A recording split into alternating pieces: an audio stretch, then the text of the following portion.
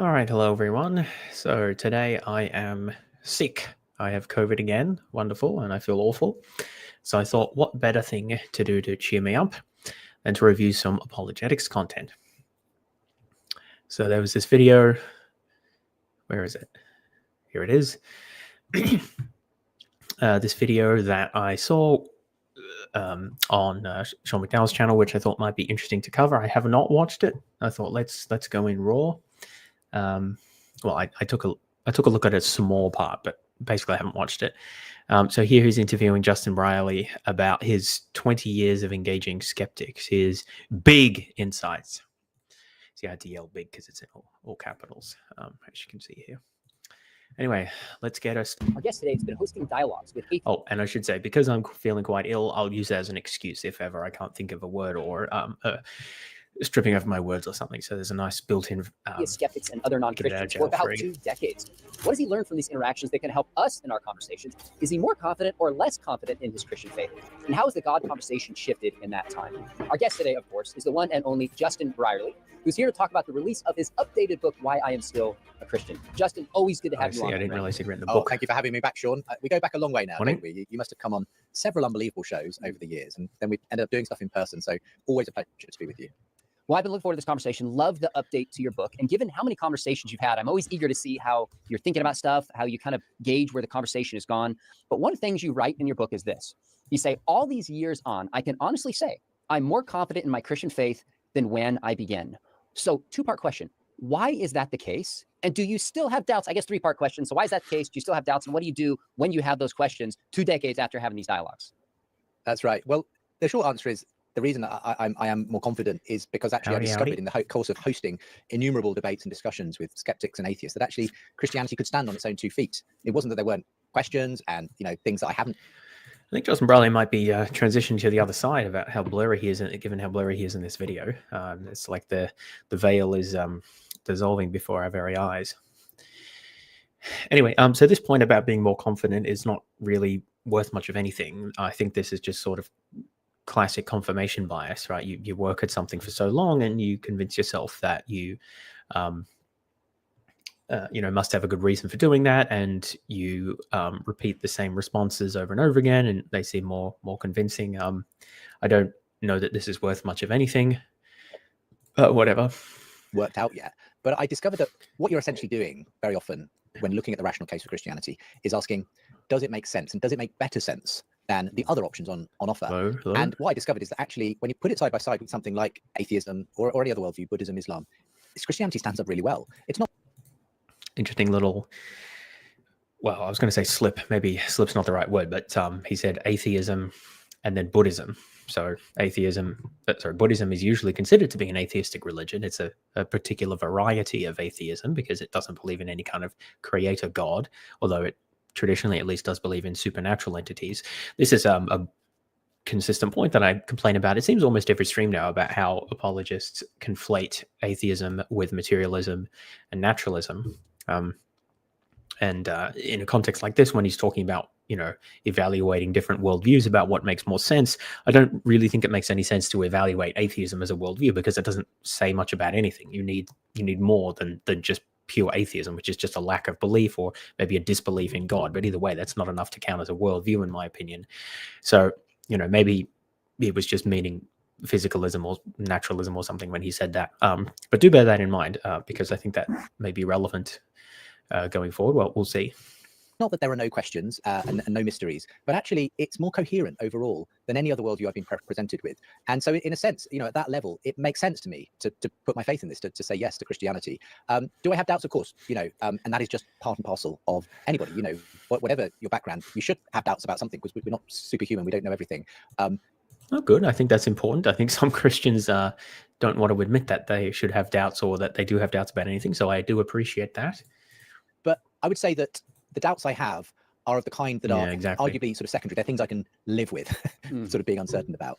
At the core of Christianity, the central claims it makes, I think you have an extraordinarily good historical record, philosophical witness, theological record, and it makes sense at a personal, emotional level as well. So for me, that's why, I do sense that despite the doubts that inevitably are part of life, Christianity kind of has always made sense over. What does it mean to make sense at an emotional level? does that mean you just feel that it's good or something? I think that's a bit of a, I don't know if he'll talk more about that, but I think that's a bit of a puzzling thing to say. Against any other worldview. And I've forgotten the third thing.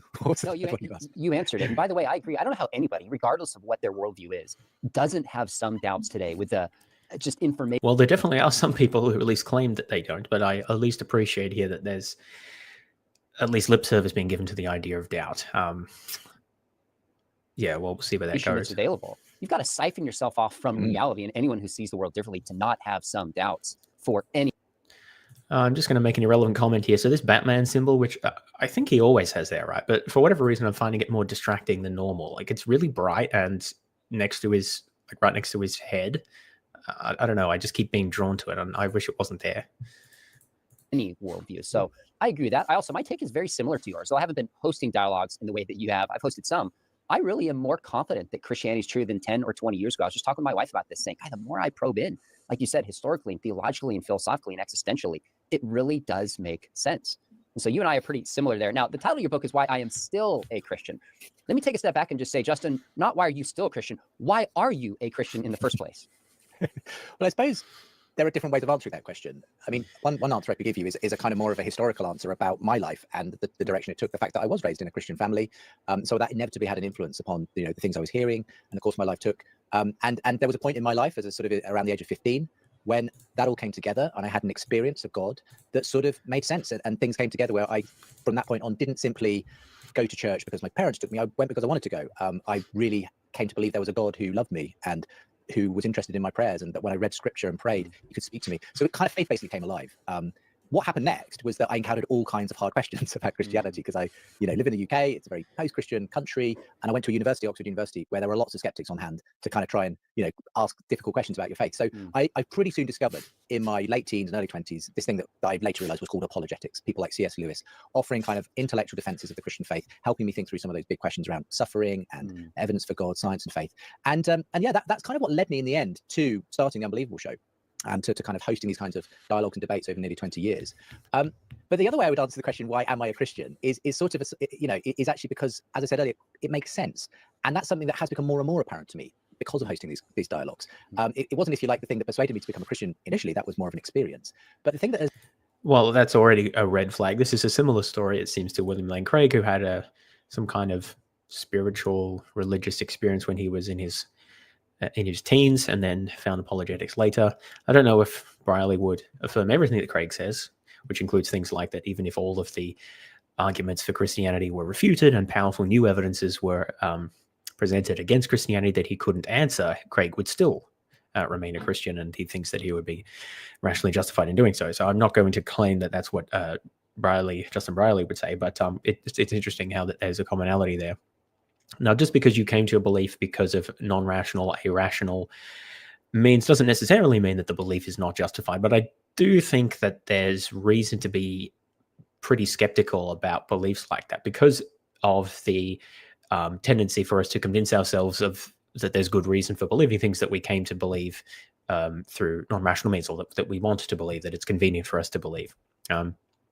So, that's not a defeater by itself, but I think that it should raise a lot of skepticism and prompt a lot of sort of self-reflection and making a lot of effort to kind of show or to disprove what you believe, essentially, like to really go outside your comfort zone. So I don't know, maybe Brierley thinks that what he's done in his ministry over the last 2 decades amounts to that, perhaps. But yeah, I would say at the outset that sort of story of the experience first and the reasons later is fairly common, and I would say raises suspicions. Yeah, so low bar bill is the well, that's a slightly different point that Craig has said, that you should not raise but lower the evidential bar for Christianity because of the benefits of belief or something. I can't remember exactly his reason for that, but anyway. Yes, and this point is good, is relevant as well. Nathan and I talked about this when we did our BA on the apologetics industrial complex, lucrative careers as Christian cheerleaders, apologists might help motivate.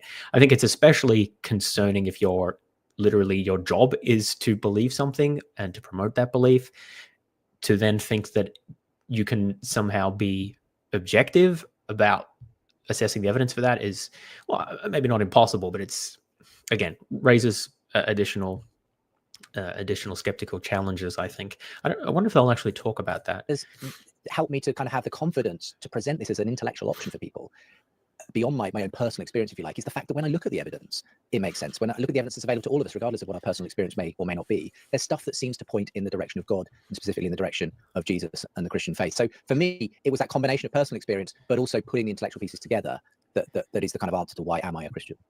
So you had an experience, and then apologetics became important to you. In my conversations and experience, that seems to be the case for more people than the opposite. Now, my dad is an exception. Yeah, thanks, Crazy Dove. I'm glad you enjoyed it. I was particularly happy with that episode because it's an aspect of apologetics. It's not discussed sufficiently about how much of a business it is. To that, set out to disprove it. J. Warner Wallace is an exception to that. So I think it's false to just say apologetics is only for seekers or it's only for believers. But would you say that most people find it after they become a believer and have experience of God's grace or a need for God? Or would it be hard to just kind of quantify that difference to you? I think inevitably a lot of people do discover it after they've had something or an upbringing in faith, and they're looking for ways in which they can help to make sense of that at an intellectual level. I just think that a lot of people's experience or kind of what they receive often in church sort of doesn't match kind of the level of, I suppose, teaching they get in all kinds of other walks of life, you know, and they're made to feel like Christianity kind of is something I'm just supposed to treat in a different category altogether to the good teaching I have on maths or economy or history or whatever it might be. And what I've realized is actually, no, you know, Christians need to be educated in their faith, in the reasons for their belief, just as much as anyone needs to be educated in anything. And it would be, it's completely normal for Christians to go on this journey of experiencing something, but then needing to understand it more and go on that intellectual journey. So there's nothing wrong with that. And it's completely to be expected. I do bump into more and more people though, for whom they've gone on that intellectual journey before arriving at the Christian conclusion, if you like. And so I think, you know, and that's obviously going to be the case for people like C.S. Lewis, who I mentioned earlier. He is a classic example of someone who...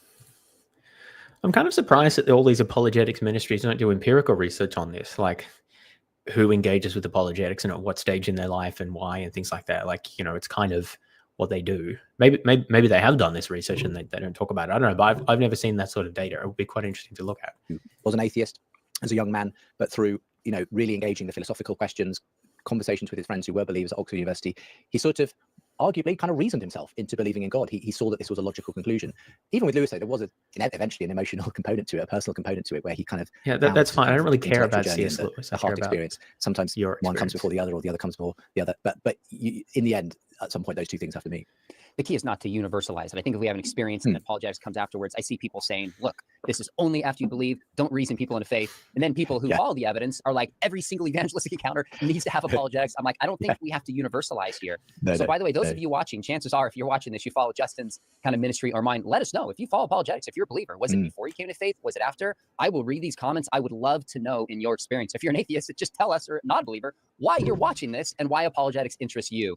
I'd love to know your thoughts. Now, Justin, one thing I've been doing recently is I've been asking over 100 Christian apologists what they consider the best argument for the existence of God.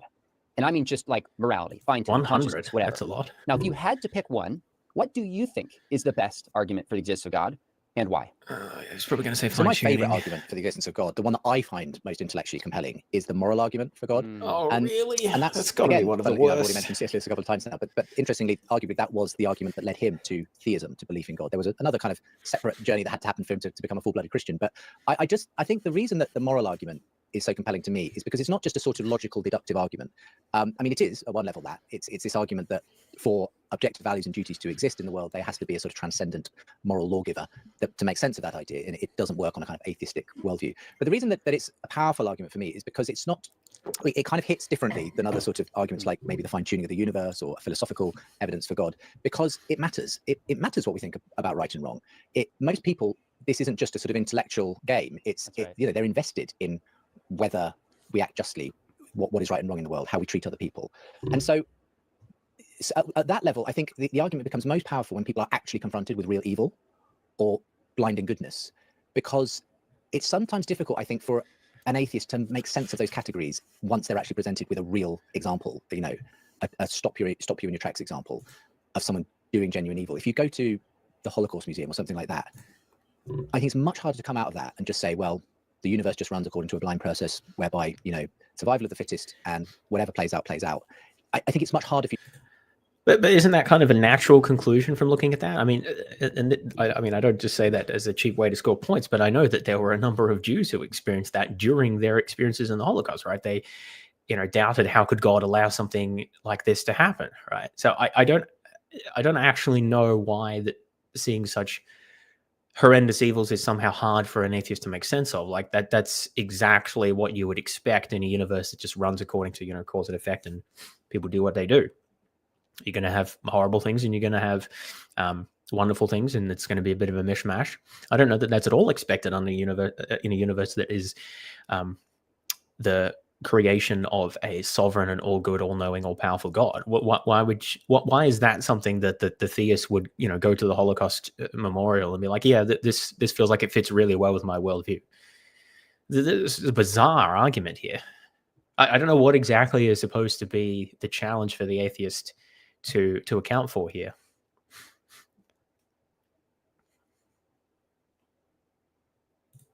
For you to come out of something like that and sustain a purely atheistic account of morality. So that's why I think it hits you in a different way. And for me, yeah, I guess it's because of that existential aspect of the argument that I find it very powerful. And I rarely find atheists who want to just roll over and say, hey, morality is just whatever the happenstance, the zeitgeist is of any given time or place. Because as soon as they say that, then you say, okay, so slavery was fine when it was being practiced. Rape was fine when that was the way that senior Roman males treated, their underlings. And they're like, oh, well, no, I'm not saying it was fine. Suddenly, when you give them a concrete example, the whole kind of morality is just... I don't know who he's talking to about this. This sort of reminds me of the idea of like undergraduate nihilism, where it's the idea that the first year philosophy students are much more enamored with nihilistic philosophy than the professors typically are. And it's sort of, people have written about this. It's sort of a bit unclear where this comes from. So, I mean, maybe this does describe some of the people that Justin's been talking to. I don't know that should make one more confident in that the moral argument is a good argument, as opposed to maybe just a bunch of people haven't thought very carefully about morality. Of course, I'm taking his word for it that this is how people describe it, that morality is just like the zeitgeist of a society, which doesn't even really sound to me like a charitable or accurate description of like moral relativism, though that's not a position I hold, so I won't try to defend that here. But the idea usually does relate to standards that pertain in a society at a given time, which is, I think, a bit more than just like the zeitgeist of a society. But I mean, I don't know exactly what that refers to. Yeah, I don't know. So this is all a bit lame to me. Justin is sort of presenting that the strength of the moral argument is based on the fact that he's had conversations with allegedly these atheists who sort of say these sort of vague, relativistic or nihilistic things about morality, which he thinks is unpalatable. That's not really much of an argument for anything. I mean, for a start, he hasn't argued why those views are false, but I would also add that those views are not, in my view, the most plausible, or certainly not very widely defended amongst philosophers. I mean, there are moral anti-realists, of course, but they'll make somewhat different arguments to what Justin was saying there. So, I mean, it just really strikes me that this is pop-level philosophy and not serious discussion about, like, what are the features of morality? How do we know that morality has those features? And why do we need to postulate an omnipotent God to account for those features? This would be how you go about making this sort of argument. And, well, I don't know. I'm just a bit disappointed that Justin is sort of repeating platitudes and not actually articulating. I mean, this is what he thinks is the best argument, right? So you might think that there's a bit more substance to it. Just whatever, comes out in the social zeitgeist doesn't feel so compelling anymore. And I just think there's something powerful about that because morality impresses itself upon you. That was a great answer, and one of the most common ones that I'm getting, Justin, I've heard from. That was a disorienting cut, and now he's come back from us from the other side of the veil and is clear now. So I don't know what happened there. Let's keep going. William Lane Craig and John Lennox and Os Guinness and Paul Copan, Nancy Piercy, and I'm going to make a short video on this. Some of the answers are completely expected. Others totally surprised me, but morality is definitely one of the most common ones because there's intellectual case, but it's existential, like you described.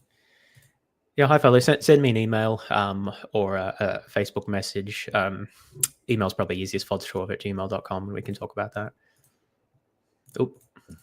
So I'm with you. Now, I want to know, you've probably hosted hundreds of people in conversations. I'm really curious at a conversation that's gotten the right kind of feedback. And I don't just mean numbers. Sometimes numbers aren't necessarily or views the feedback we want, but maybe just you've had so many guests, someone you felt like, you know what, they handled themselves well, they advanced the conversation. and you could name this person or not, but I'm really looking for just some insights of people who you think do spiritual conversations well and what they do that we could learn from. Well, you just named the person that immediately sprang to mind, and that's John Lennox, who is just a wonderful human being and also a wonderful thinker and Christian apologist. John and I, have known each other for a number of years now, and for those who have, I actually met John Lennox once when he visited Australia. I mean, he seems a nice enough guy, but I don't think he's a very good thinker. I think I haven't read anything that he's written in a little while, but I have read a couple of his books back in the day. I find the arguments very sloppy. He reminds me a bit of C.S. Lewis, not exactly, but he just makes sort of these sweeping generalizations and appeals to intuitions, which I just find really frustrating because there's no or very little substance there. But, I mean, that's similar to why I find C.S. Lewis just completely intolerable to read, because he just tries to win you over with plausibly intuitive statements rather than actual arguments. Familiar with his ministry. He's an Oxford Don. He's a professor of mathematics and philosophy of science at Oxford University. And he had, a really impressive academic career, even really before he started to really become a well-known Christian thinker, writing books, engaging Richard Dawkins and the New Atheist and that kind of thing. He had an academic career and then he became an apologist. Kind of thing. But I think the reason why I just love having a John Lennox say in a conversation is because not only does he bring that intellectual side, but he also just brings the ability to have a really down-to-earth human kind of conversation with people. He's got that winsome kind of side to him where he really takes the care and the time to understand someone, to listen to them, to engage them where they are, to be friendly. And it makes a huge difference to some kinds of arguments, some kinds of conversations that could have been arguments, but turned into really good quality conversations, because John, just showed people respect, was engaged, interested. He wasn't just there to sort of ram home his point. He really was there to engage and understand and so on. And I just think he's a great model of respectful conversation and dialogue. I mean, that's not to say,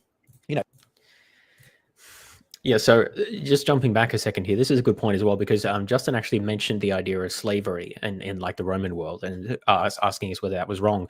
But interestingly, I just find this, I've never actually gotten my head around this. The same sorts of people who typically argue for, like, make the moral argument, also the people who become like these hardcore moral relativists when you talk about slavery in the Bible. It's like, oh, no, you got to look at it in the context and the time and place and so forth. Now, I don't know if Justin Brierley would say that, but I have heard many conservative evangelical Christians say things like that. And it's, I think, hard to have a strong view of like biblical inerrancy or something similar and not say something like that about the Old Testament, because even the New Testament actually clearly endorses slavery. So I don't know actually what basis that the Christian has to argue that the atheist is wrong. Like let's say, okay, so let's think about this, right? Let's say you're a moral relativist and you're going to say slavery was not morally wrong in the context of the Roman world because they had a different society and different standards. What was wrong in the Roman world was mistreating as slaves, right?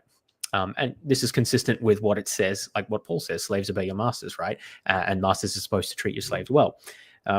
So that would be the kind of, one take on moral relativism applied to the Roman world.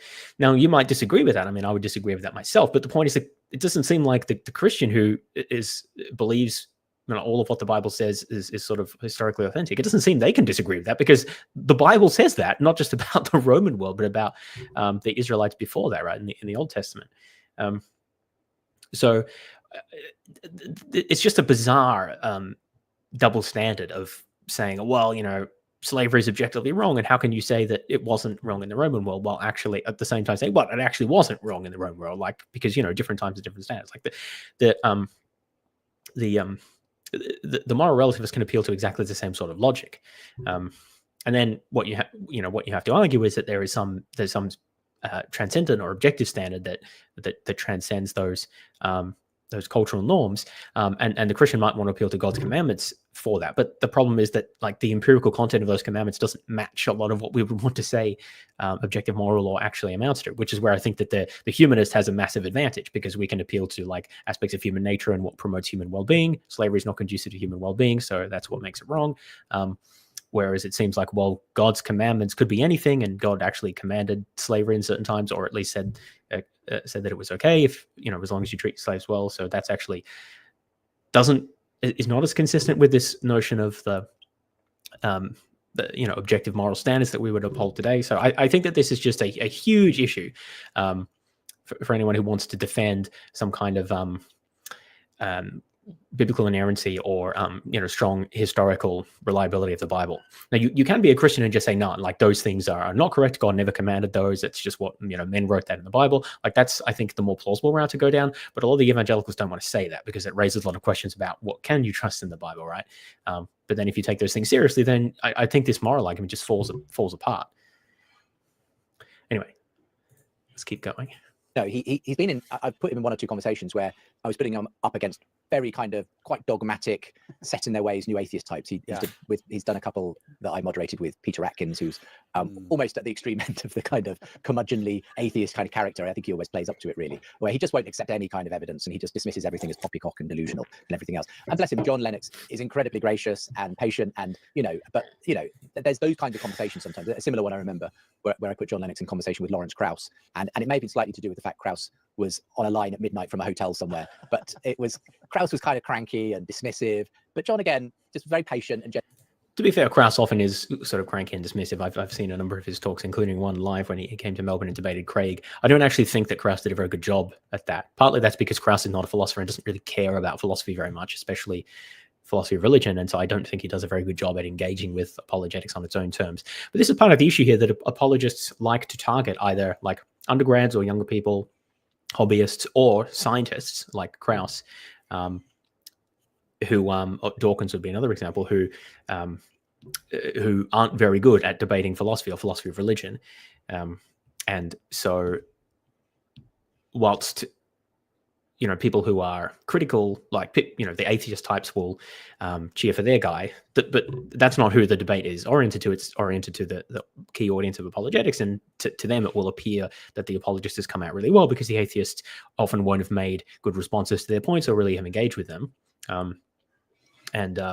So this is one of the insidious aspects, I think, of apologetics as popular outreach, as a performance. Because it's not really about engaging with the best arguments and carefully critiquing them. Not to say that apologists never do that, but it's just when it comes to popular debates and discourse and things like that, it's much more about putting on a good performance where your guy comes out looking good. And particularly the emphasis is on doing that when engaging with prestigious and famous atheists or skeptics. Like Krauss would be a good example of that. And there have been some good debates, like where Craig's debated philosophers who know what they're talking about. And I don't know if Oppie's done many in person, but he's done a whole bunch on YouTube, which are really good, for example. So even some of those, when you get the atheist philosophers in, who maybe I think can do quite a good job at breaking down the apologetics argument, I think one of the challenges is that they don't always do that in a way where the Christian audience or the pro-apologist audience actually appreciates what's being done. I remember a debate with Oppie. I can't remember who he was talking with. It might have actually been Craig, I think, where from my perspective, Oppie just systematically dismantled what Craig was saying about Kalam or something. I forget the details. But it didn't look like he'd done that. If you weren't really paying attention to the logic of what he's saying, partly because this is the way Oppie talks, and partly it's the more systematic, logical style he constructs the arguments, rather than putting on the sort of debate performance which Craig is good at, and really sort of hammering it home in a way that any audience member can follow. So anyway, I guess the point is that apologetics, like popular outreach apologetics, is a kind of a performance, and the apologists, I think, almost always are just better at that than most of the people they engage with. And that's not surprising, because most of the people that they engage with have better things to do with their time than than focus on understanding exactly what the apologist is saying and then responding specifically to those points and all of the nonsense that they bring up, like it's never ending, and then answering those in a way that is comprehensible and easy to understand to the main audience of the apologists, and fits within the time and is not too complex and all of that stuff. It really takes a lot of work to do that, and there are most people more sensible than me and have better things to do with their time, and so it creates this sort of false perception, I think, of the strength of the actual arguments, because it's more about the performance than it is about the search for truth, I would argue, and that's almost explicit in the apologetics directive, like their mission. that's why it's apologetics and not just the philosophy of religion, right? Like not just trying to work out what's true, it's defending what you already believe. Gentle, but also assertive, not letting Krauss get away with too much.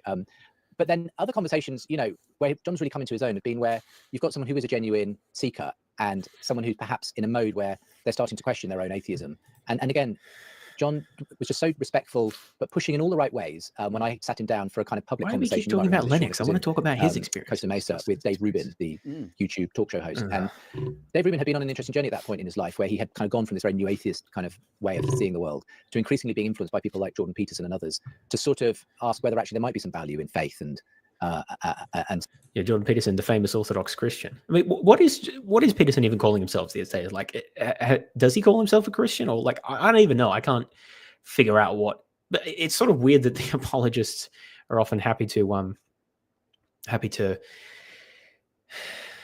talk about him as if he's on their team, when it seems to me that he just really isn't. Like, there's some overlap, but what Peterson believes is just nothing like Orthodox Christianity. And so on. And John just had a really delightful conversation with him on stage where he just listened, answered some of his questions, pushed in, kind of gently challenged him to consider Christ, and also sort of, drawing upon Dave Rubin's own sort of Jewish heritage along the way and saying some really helpful things. And again, it was the audience just leaned in for that conversation. It was one of the best conversations I've ever hosted because it felt like there was something really important was happening on the stage. And so he's kind of one of my heroes when it comes to these kinds of dialogues. Lennox. Yeah, but how much does Dave Rubin know about philosophy of religion or philosophy in general? I don't know. I suspect he's more as a political commentator, from my understanding.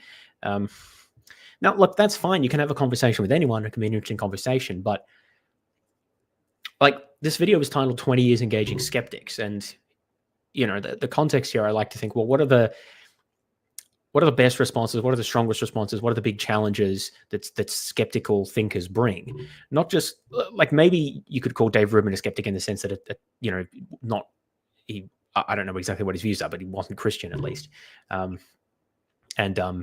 Yeah, he said he was like, came out of New Atheism, so I don't know what he believes now. But the point is, like, there's a difference between someone who is not a believer and maybe has doubts or is questioning or whatever, and skeptical in the sense of someone like, me or Graham Oppie or whoever else, like someone who is actively critical of apologetics and engages publicly with trying to refute it and argue against it. And it's really that I think is most interesting from a truth-seeking perspective, because if you have this huge imbalance of knowledge or background, it's not really going to tell you very much. Like if you have an atheist, well, actually, this is true from anything. Like take someone who only has high school level knowledge of, like, standard high school level knowledge of evolution, right, and put them up against some of the leading creationist debaters, right, or intelligent design or whatever. They're probably not the high school evolutionist is probably not going to know much about how to respond to a lot of their specific arguments just because they're not familiar with it. And so the creationist is probably going to look better, even if what they're saying is nonsense, right? So the idea that this conversation between this highly unequal conversation is somehow a really important showcase of the strength of Christianity, I think, is just not the case. Like, it might be interesting to listen to as a conversation potentially, although I'm kind of skeptical about that. But I think usually it's much better to bring together two people who have thought about a particular issue a lot and have something thoughtful to say on it, and then get them to clash and then see where the back and forth goes. And that's where you can really learn something as an audience member. I think it's much harder to learn something if you're people with wildly different ability or knowledge levels or experience levels, and usually that it just gives a false impression of which argument is better, when it's really not about the reality of the person and how articulate they are as well. So I don't know, that his talk about how he loved that Dave Rubin conversation really rubs me the wrong way, because it seems like it really was just an opportunity for Justin to push his ideology in a context where he wasn't going to get a lot of pushback from someone who doesn't. Like, whatever pushback he got is from someone who's not very familiar with the arguments, and so it's likely going to be easier for him to refute or to say, to come out on top.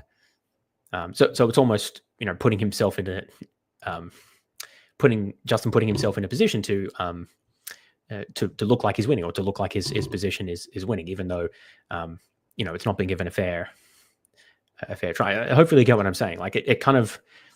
putting that foremost as one of his favorite conversations, like kind of rubs me the wrong way when, in the context of this video, like 20 years of engaging with skeptics, big insights. Like, I just don't think that you're going to get big insights from a conversation like that. To someone I look to as well for a lot of reasons. Now, I can imagine someone right now going, okay, Justin, he's a professor at Oxford. He has, what, 3 PhDs. He's brilliant. I could never do that. And honestly, I look at stuff he does, and I'm happy to say I could never do that. I'm not going to get a 3rd PhD and teach at Oxford. He's smarter than I am. Like, that is completely true. What would you say to other, just maybe more normal folks without that level of expertise and education who are trying to have these conversations? What can they do to do it more successfully? Well, the first thing I'd say is you don't have to have a PhD to have the kind of conversations that John Lennox is having. It's obviously helpful to get yourself aware of the dynamics and the shape of these conversations and arguments so that you're prepared to have a conversation. But the vast majority of people you and I engage with, Sean, are not sort of PhD level Oxford graduates. They're people who have the kinds of questions that most people have about. Well, that's essentially what I'm saying, right? Okay, so let's be clear.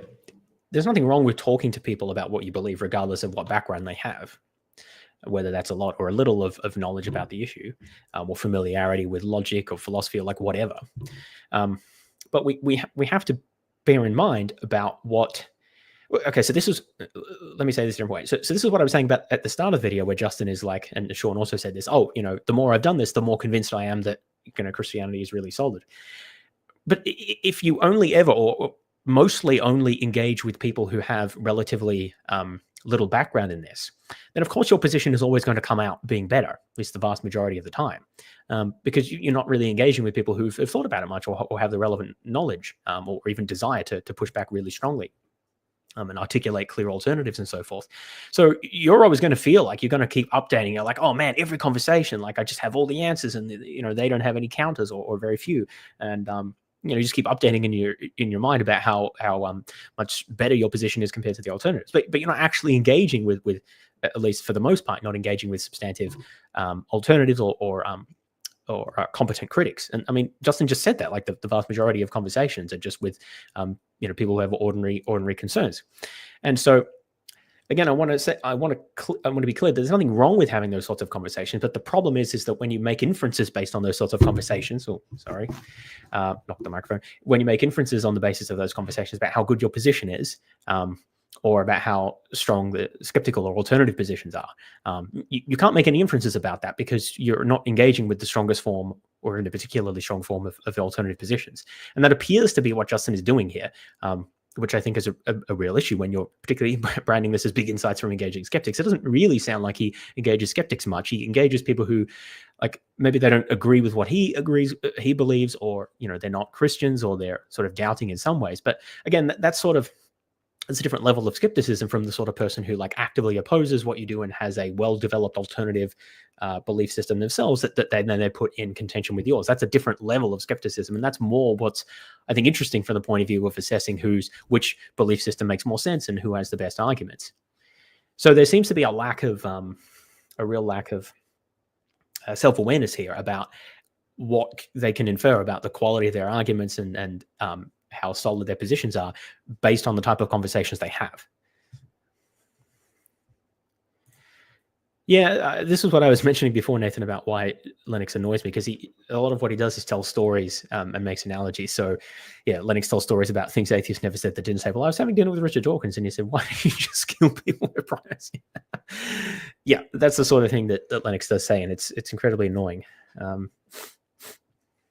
Yeah, I'm not saying that Riley's never had these sorts of conversations, but again, from what he's been talking about so far and what he's just said there, that's very much in the minority. And he seems to be updating a lot based on these conversations that aren't with very well-informed or knowledgeable interlocutors, which I think is an issue. About life and faith in God. And so, yeah, it's important that we don't set this up as some kind of, you have to have this big shot education to be able to engage people. There are certain situations where that's helpful, but they're not the everyday situations. And so we should be looking for the expert in biblical studies or hermeneutics or whatever when we are engaging a bar M. And I'm not, you don't want to just put a layperson opposite someone who who's in that position. But for most conversations, honestly, we're just asked. Now that was an interesting point that he just made. You don't want to put a layperson opposite Bart Ehrman, but he's happy to do the opposite, to put a skeptical layperson against like himself or Sean or John Lennox, But that's actually, I mean, that's kind of interesting, right? Like, why wouldn't you want to put a layperson against a I forgot who said, but the Bart-Ehrman or whoever else? Like, that's just the inverse of what Justin was talking about with him engaging with skeptics. Again, there seems to be a bit of an inconsistency here. Like, again, I think anyone can talk to anyone about their ideas, but the idea seems to be, oh, well, if you put a layperson believer against Bart-Ehrman, then they'll make Christianity look bad. But he didn't say that, but that seemed to be the implication to me from what he was saying. But then he's happy for the reverse to look true. He's happy for, it seems, for atheism or skeptical positions or like whatever other worldview to look bad, because he's engaging with people who aren't really very familiar with the worldviews that they're espousing. We're just doing what we're asked to do in Scripture, which is to be ready to give an answer to anyone who asks us about the reason for the hope that we have, but do it with gentleness and respect. And I know that's an obvious answer, but it does bear repeating, because the way you say things is just as important as the things you say.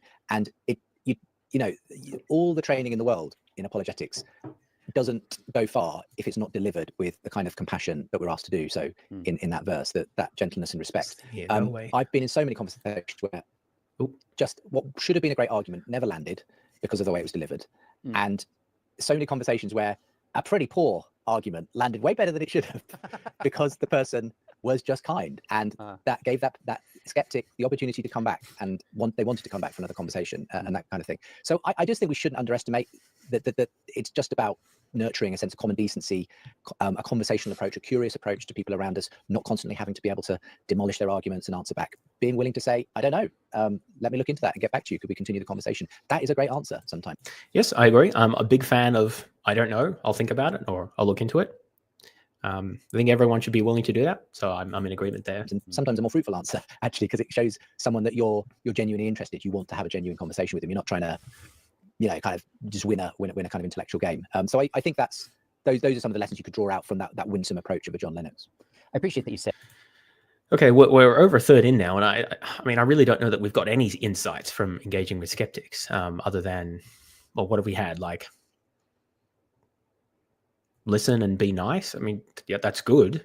I don't know what else he's really said. So he said the moral argument is his most convincing, but he didn't really even explain what the moral argument is or why it's convincing. Okay, he mentioned the Holocaust Museum example. We've already talked about why that's sort of completely facile. Would have been interesting to hear more about like what different people have said in response to that. Presumably, in talking about that argument for 20 years, some people must have had different objections, right? It's almost like no one's ever objected to that with anything intelligent or thoughtful to say.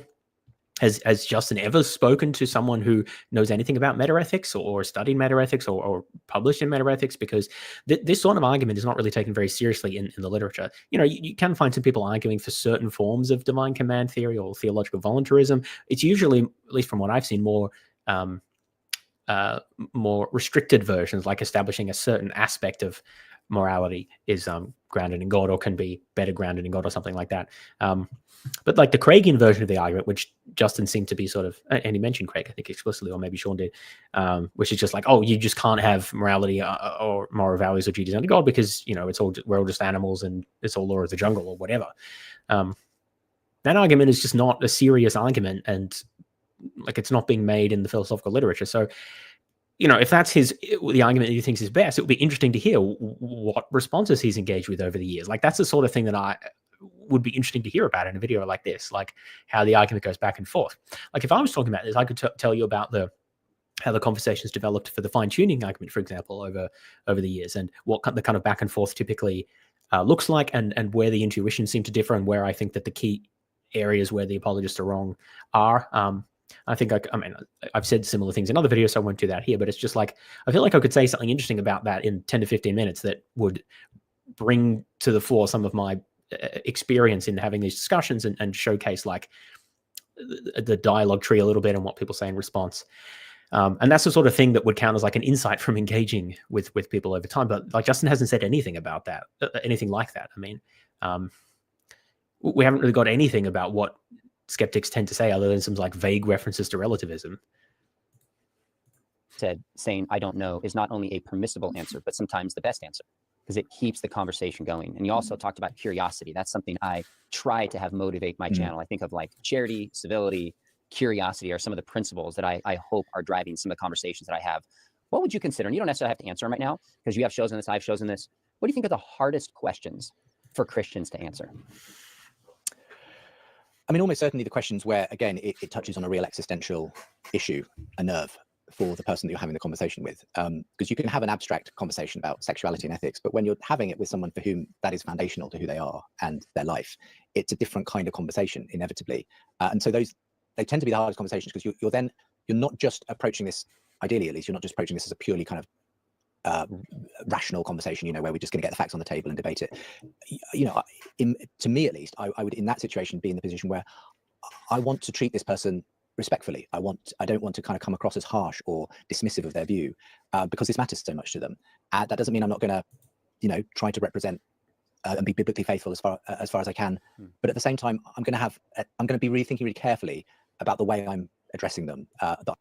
So I think the translation here is one of the hardest questions for Christians to answer is when people ask about homosexuality or other aspects of sexual experience, because, the Bible is like super homophobic, and someone like Justin simultaneously doesn't want to be homophobic, but also does because that's what the Bible says. So that puts you in a difficult position of having to try to be homophobic, but not at the same time. I think that's the translation of what he's saying here. And, to be fair, that is a difficult position to be in. Now, I would suggest that the right response to that is don't be homophobic, or whatever else it is in the exact circumstance, right? But, well, that might require some reassessing how we understand the Bible. And obviously that's not going to happen. So you're in this difficult situation of, well, I want to say these things, but it's going to sound a little bit, a little bit offensive because, it is offensive. So, but I want to say it anyway. That I'm not creating unnecessary pitfalls or trip hazards along the way. And so I think those are the hardest conversations when it really matters to the individual in question. And that could be on all kinds of things. Equally, I could have answered, well, suffering is the hardest question, because in a sense it is just a hard question to answer. But in another sense, I've got my stock set of kind of responses to the question of suffering. I can pull them out. They're there in my back pocket.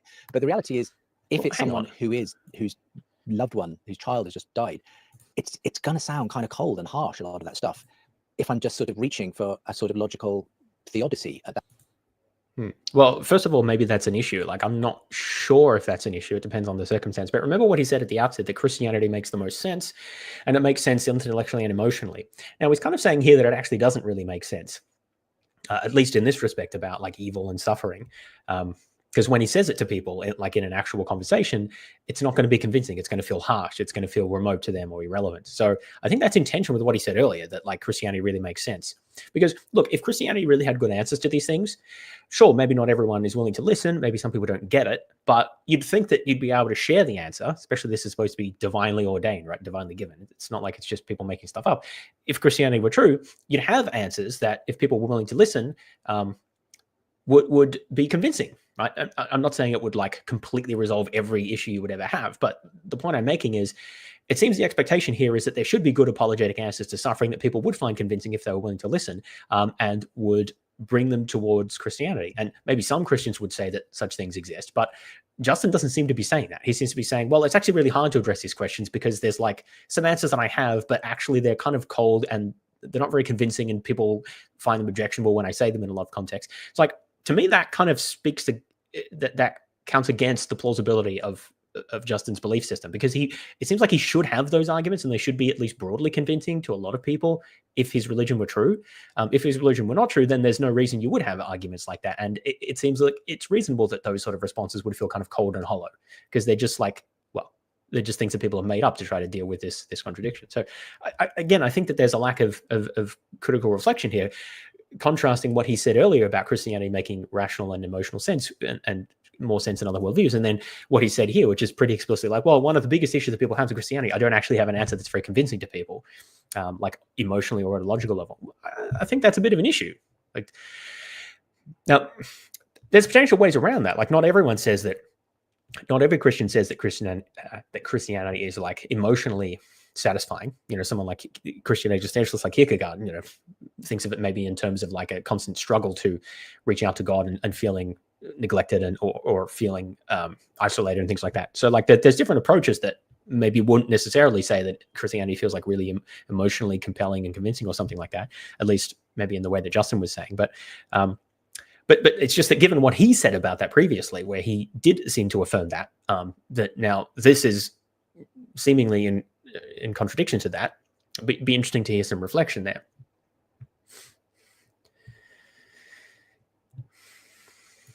That point, and so that's going to be a much harder kind of conversation, because you're actually, what you're probably really needing to do is give some kind of pastoral hope to that person more than just an intellectual answer. So it's whenever the personal is involved.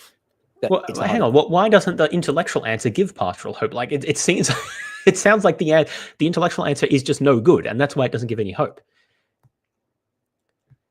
I mean, because if there was a good answer and you could articulate it to people in a way that they can understand, why wouldn't that give them hope? Again, maybe it does to some people. Depends on exactly the question. But again, there seems to be a tension here. It's like acknowledging that he doesn't have a good answer, but not realizing that that's at least a problem, like at least somewhat of a problem. Maybe it's not overwhelming, but it just seems to be in tension with the idea that Christianity just makes more sense and is emotionally and intellectually compelling. But now we're saying he doesn't really have a very good answer to this. He has his stock answers that he mentioned, but not actually convincing answers, at least to most people. But why don't you have more convincing answers, Justin? Like, what's the issue there?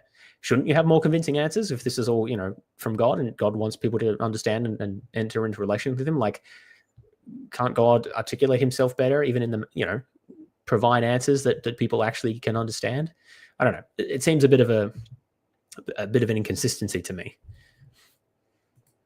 This conversation, but they're also the most important conversations usually. So they're worth taking the time to really do well.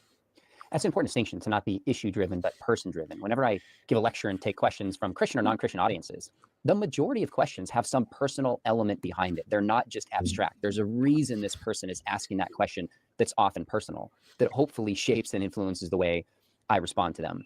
Now, I've been saying something lately, and I'm curious if you agree with me. I've said, almost a direct quote, that most people are open to spiritual conversations. Someone pressed me for my data recently. I said, I don't have a study on this. I don't know how you really prove it, because no one's going to say in a study, no, I'm not open to spiritual conversation. Like, everyone's going to say that they are. What are you talking about? Have you ever done, I don't know if Sean McDowell's ever even read a survey. Look, the World Value Survey does ask people about their spiritual religious beliefs. I don't know if they ask that exact question or if people have studied that. Psychology of religion is a fairly large field. I have a book on that, actually, which I've been meaning to read a bit more of. But I don't know if anyone's done a survey specifically on that question, but definitely there are people who've done surveys on related questions. And this idea that like no one is going to say they're saying a double negative here. The idea that everyone is going to say that they're open to spiritual conversations. I don't understand where he would get that from. Like, of course, some people are going to say that they're not. May depend on how you select your sample, I suppose. But and it's going to depend on exactly how you word the question and a bunch of other things. But I just don't understand why Sean thinks that everyone's just going to say that. Like, some people don't care in the slightest about these issues, and they're going to say no. Like, again, contingent on the factors that I mentioned before. So I don't know. I can't get over why he would say that. Maybe that's just selection bias of people that he interacts with who are mostly interested in these discussions. Like, absolutely, there's people who would just be like, no, I don't care about any of that.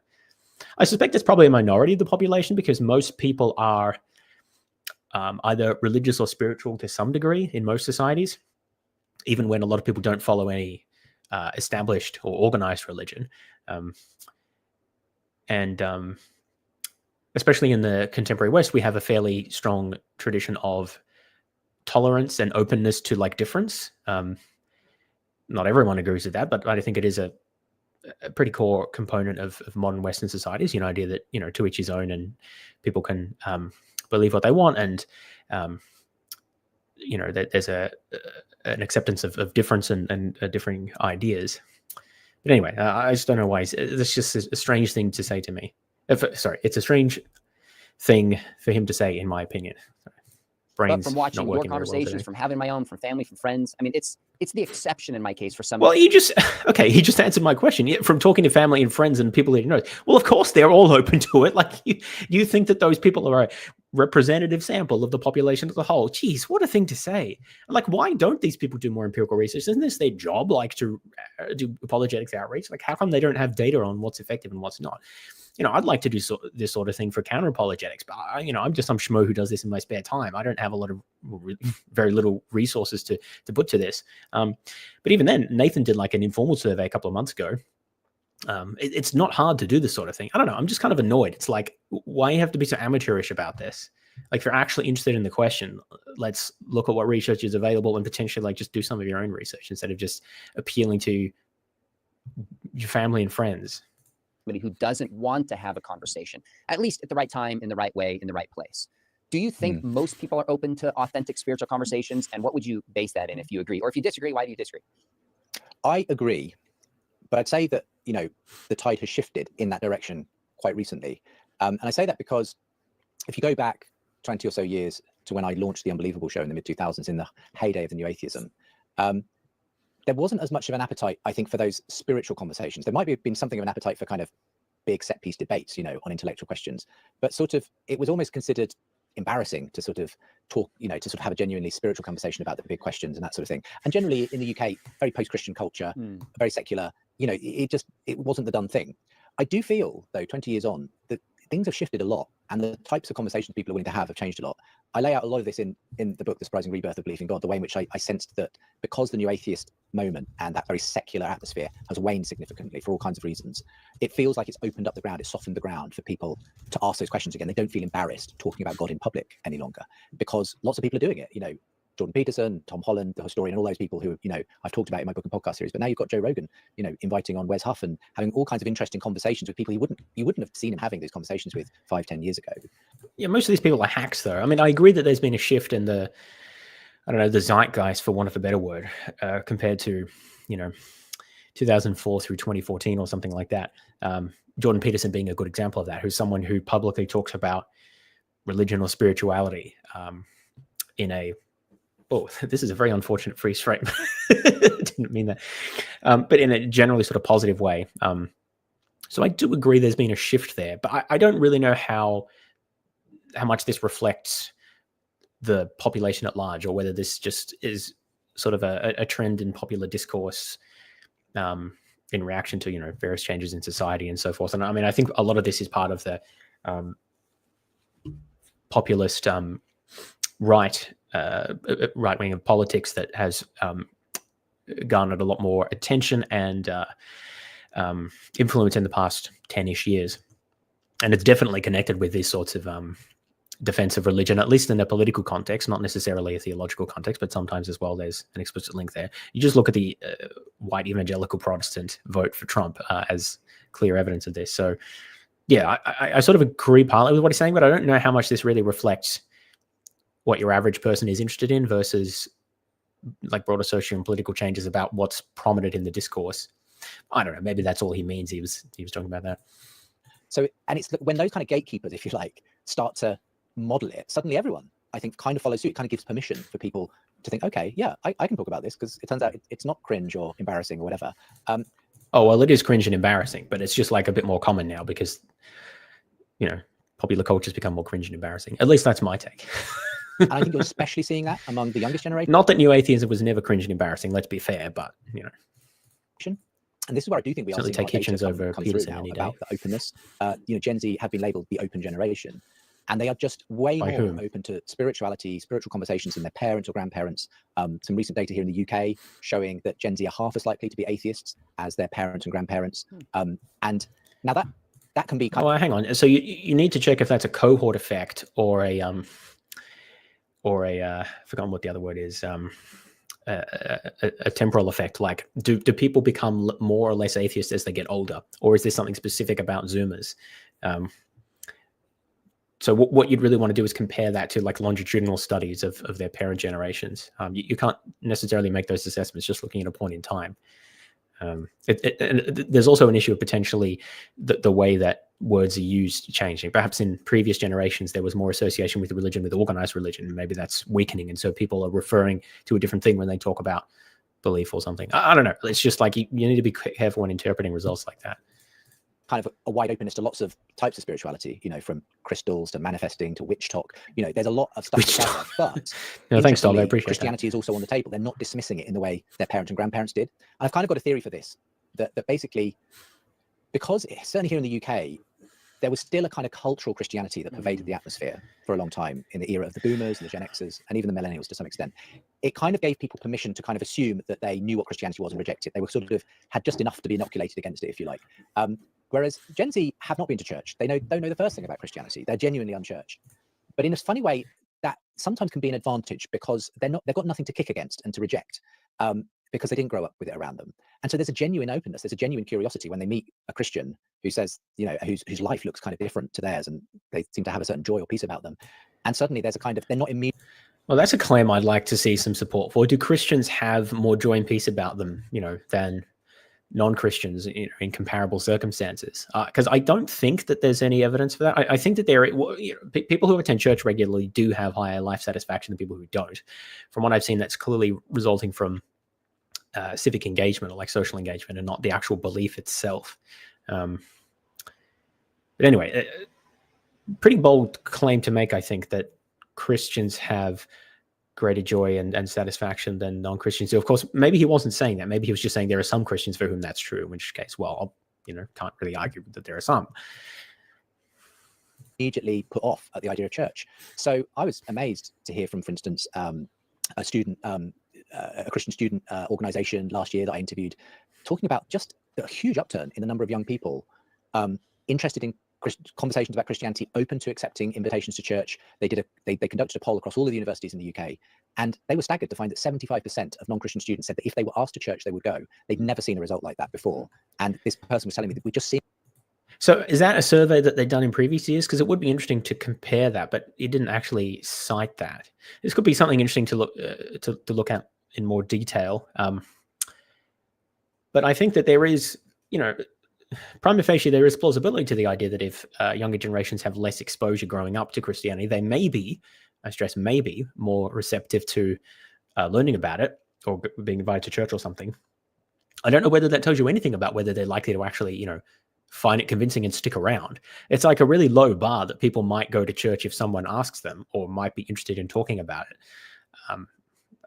I don't know whether the apologists should count that as a win, as to like the sort of bare minimum of they might listen to us. Like, I don't know. Yeah, it seems like a bit of a reach to me. Being something really different in the last few years. There's just this kind of new openness. Likewise, I've seen other similar statistics around this kind of openness, and some of it, is translating, I think, into people having those conversations, being far more open to it, and even going to church. Lots of, at this point, still anecdotal, but kind of starting to be backed up by hard evidence of a lot of young people, especially young men, interestingly, walking into church, often with absolutely no Christian background whatsoever, but they're just interested. They've heard something, they've listened to a podcast, they've bought a Bible, they're willing to give it a try. And so I'm very excited, Sean, that this openness seems to be suddenly manifesting among that generation. I haven't heard you float the theory quite like you did, but I've actually made somewhat of a similar point that the new atheist movement only makes sense if there's something to fight against, that there's an awareness of Christianity and there's a resonance in culture that at least the critiques can land and be understood. How is this an insightful point? So the whole point of new atheism was to push back against the privileged position of religion in public society, especially in America, but not exclusively, and to argue against continued privileging of religion, which unfortunately has not been entirely successful. Religions are still granted tax-exempt status in at least many countries. That's the case here in Australia and in the US. I presume it's the case in many other countries as well. New atheism was also motivated to provide people with more, or to make it more acceptable to be explicitly critical of religion. Part of that was a reaction to 9/11, criticism of Islam, but also criticism of, particularly conservative brands of Christianity, Judaism as well. And so the point is, new atheism was always an expressly political movement, which was interested in pushing back against the social and political dominance of religious beliefs, traditional religious beliefs in societies. It wasn't like an academic intellectual movement interested primarily in debating the merits of particular apologetic arguments or something like that. That's never what the focus was, although some people did that, of course. But so I don't know how that this is an insightful point. Like, yeah, of course, new atheism requires, like, if you had a fully secular society where traditional religious beliefs weren't privileged or had special status in some way, whether officially or sort of by custom, then there's just no need for new atheism as a movement.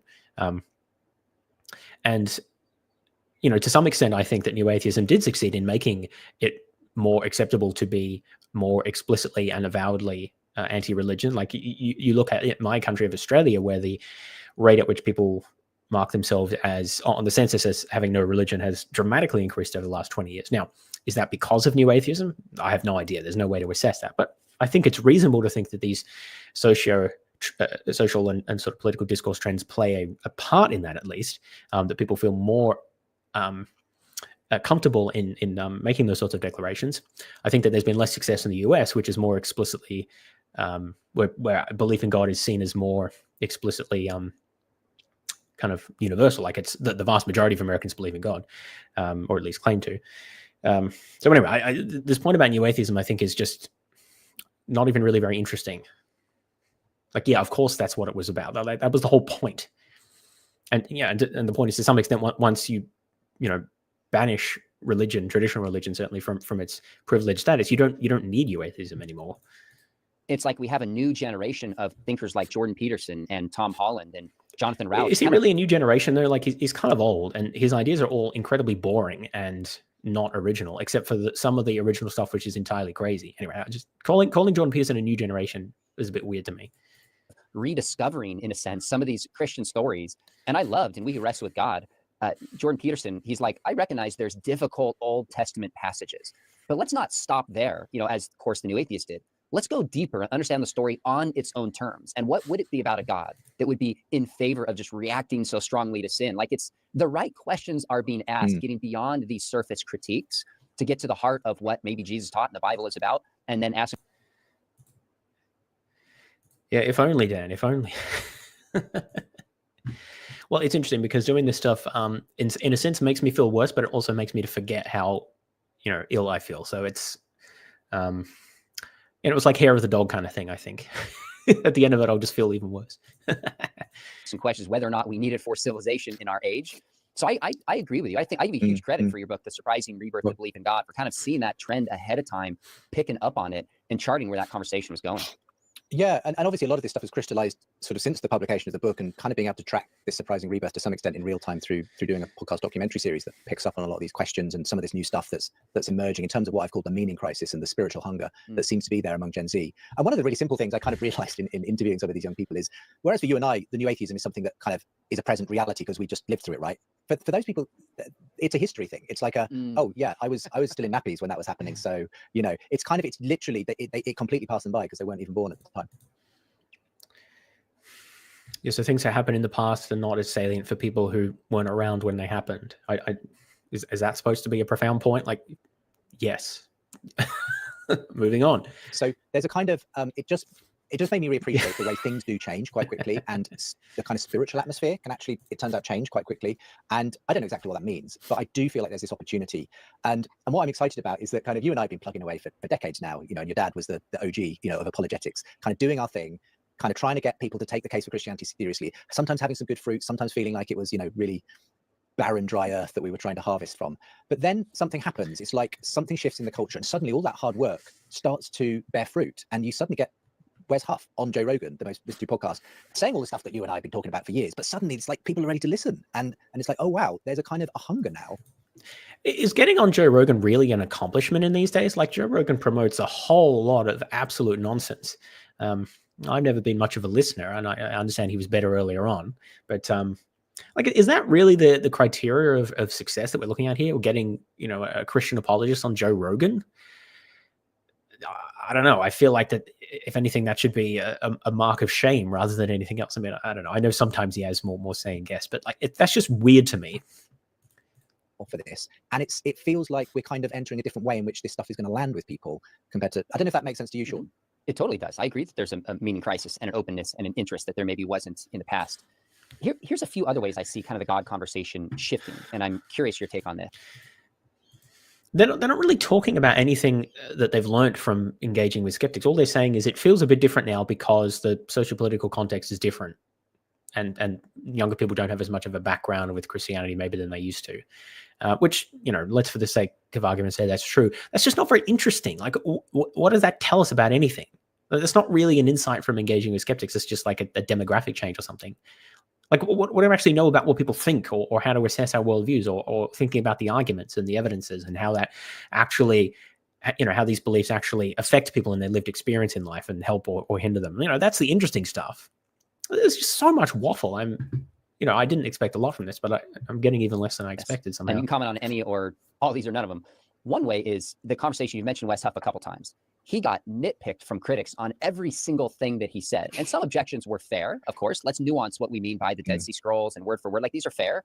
But it's also like we've hit a point where there's now full-time counter apologists responding to even the slightest stuff that is said, which on one hand is... How many full-time counter apologists are there?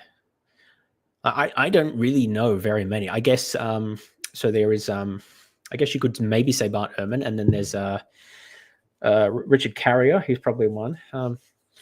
You know, there's maybe a handful of others, but like, there's so few because there's so little money in this, right?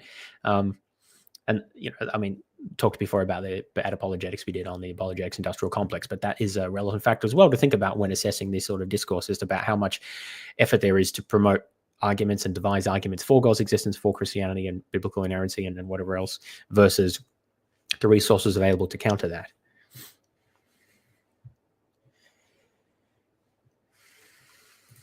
It's like, okay, good. If we say we care about truth, we need to be more careful than ever. I've gotten some pushback and I'm like, that's nitpicking ridiculous. Other times I'm like, you know what? I think you're right about that. I need to shift course and adjust. So I see that shift. Yeah, Palladium, that's another one. Yeah, good point. Is that we spend a lot of time talking about naturalism and materialism, and understandably, it has a huge influence in... Well, that's the first time I think you've mentioned those in this discussion. Previously, you just said atheism, and I assumed that that's what was referred to. I don't think these guys really understand much of anything about naturalism, at least based on the discussions I've heard them talking about it. They seem to have absurdly superficial caricature views about what these positions are. And of course, naturalism is a very broad church. There's many different, you know, varieties thereof, just like Christianity. But even so, you know, let's like, you know, be interesting to hear about what insights he's learned about naturalism and how people think about a world being fully material, physical in 20 years. That's the sort of thing I'd be interested in hearing about. Academia and in, you know, you see it in other realms of influence. But, you know, the atheist public is maybe 4%, roughly. Maybe you add agnostics, it's into the lower teens. But those who practice tarot cards and believe in reincarnation, like New Age beliefs, are way bigger and more entrenched. Well, why? Okay, so I guess he was contrasting naturalism with New Age, which I think is fair. But it's, bear in mind that your belief in New Age doesn't mean that you're a theist in any sense. You could still be an atheist. Not actually sure why he's talking about this. Like, what point is he driving at? Than atheist beliefs. So I was just watching Cobra Kai. Atheism again. This is all really muddled to me. Like, which view is he talking about? Because New Age, you can be an atheist. And I think a lot of them are. Now, you probably can't be a naturalist and believe in a lot of that stuff. Although you could practice it just because, like, aesthetically, it's like LaVeyan Satanism. Like, that's an atheistic belief system, but it's just a sort of a moral and an aesthetic standpoint. There are theistic Satanists as well who actually believe that, but I think that they're pretty small. But anyway, we're missing a lot of nuance here, or really any nuance about what belief systems he's actually talking about. And to be fair, it can be difficult because it really depends on how you ask the question, which is why you need to design these surveys very carefully. Because it was kind of woven in there. I'm like, okay, let's have a conversation about this. So I see that shift taking place. Yeah. Agree or disagree on those 2 points? There's more that I see, but what do you think about those two? How does that strike you? Yeah, I think that's absolutely right. I think there is a huge shift, lots of shifts taking place. And I think the New Atheist thing was a bit of a diversion because it was kind of trying to demolish Christianity per se, but it didn't really replace it with anything. All it did was open up a void where all of these things then flooded in. And so, you know, people, I think what the New It wasn't really trying to replace it with anything. That was sort of the point. I'm not sure what he means by all of these things are flooding in. Like, what things? Atheists have discovered is people are intrinsically religious. Actually, very few of them end up becoming card-carrying scientific materialists. They will. Well, I see another lack of clarity. So we're seeing many more people deny belief in God in surveys and in census data in most countries. Now, I would say that amounts to people being atheists or agnostics or something very similar to that. Now, that doesn't mean they're scientific materialists, of course. That's a very different position or a subset of that. But I don't know how that's an argument against new atheism as such. Like, I certainly think that disabusing people of traditional religious beliefs doesn't necessarily make them more rational or skeptical, which is one of the reasons I've always said that's not primarily my goal. Disabusing people of traditional religious beliefs, deconverting people is not a primary goal of mine. My primary goal has always been to promote rationality, critical thinking, scientific approach, being well informed about, well, just the world generally, history and science and philosophy and things like that, thinking carefully and having the knowledge to do so and the skills to do so. And, my position is that when you do that, people will tend to be led away from certainly traditional religious beliefs, but obviously not everyone does that. But the point is that I don't know if people, like, there's a larger proportion of the population who are more like scientifically and critically minded than was the case 20, 30, 50 years ago.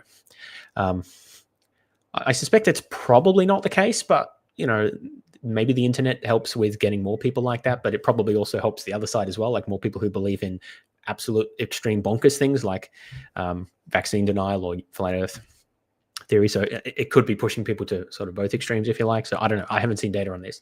But what I do know is that there is pretty clear evidence in many countries that fewer people believe in a traditional sort of conception of God. So we need to tease those out depending on what kind of point we're making. And both of Sean and Justin here have sort of flipped between talking about those two different things. And it's important to make the distinction depending on what actual point that you're making. I agree that it's probably not really good evidence that people are becoming, that many more people are becoming like scientific naturalists or sort of scientific skeptics.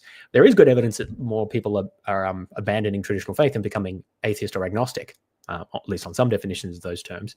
And so what implications does that have for society? Well, it sort of depends on what people are doing and what they are believing in their life. And then you do some research of that. But again, I think that these claims are all just very, like, there is empirical research on this, but they're just sort of, I don't know, they don't seem to care about Once that. you kind of got rid of God, you're going to replace it with something quasi-religious. And that's going to be very often either some esoteric New Age spirituality, or it's going to be a God like on the progressive left, some sort of sexuality or gender thing that becomes your God. It could be. Oh, wow, that's a bit of a provocative statement. Well, I mean, this is a Christian theological point, right? The idea that, like, everyone has an idol and that's your God, like whatever it is you worship. On that definition, I think that the notion of God becomes trivial. It's just sort of like what is really important and gives you your identity and meaning or whatever. In which case, like, yeah, obviously if you abandon religion, most people have something else that they focus on in life. Like, I would say almost everyone.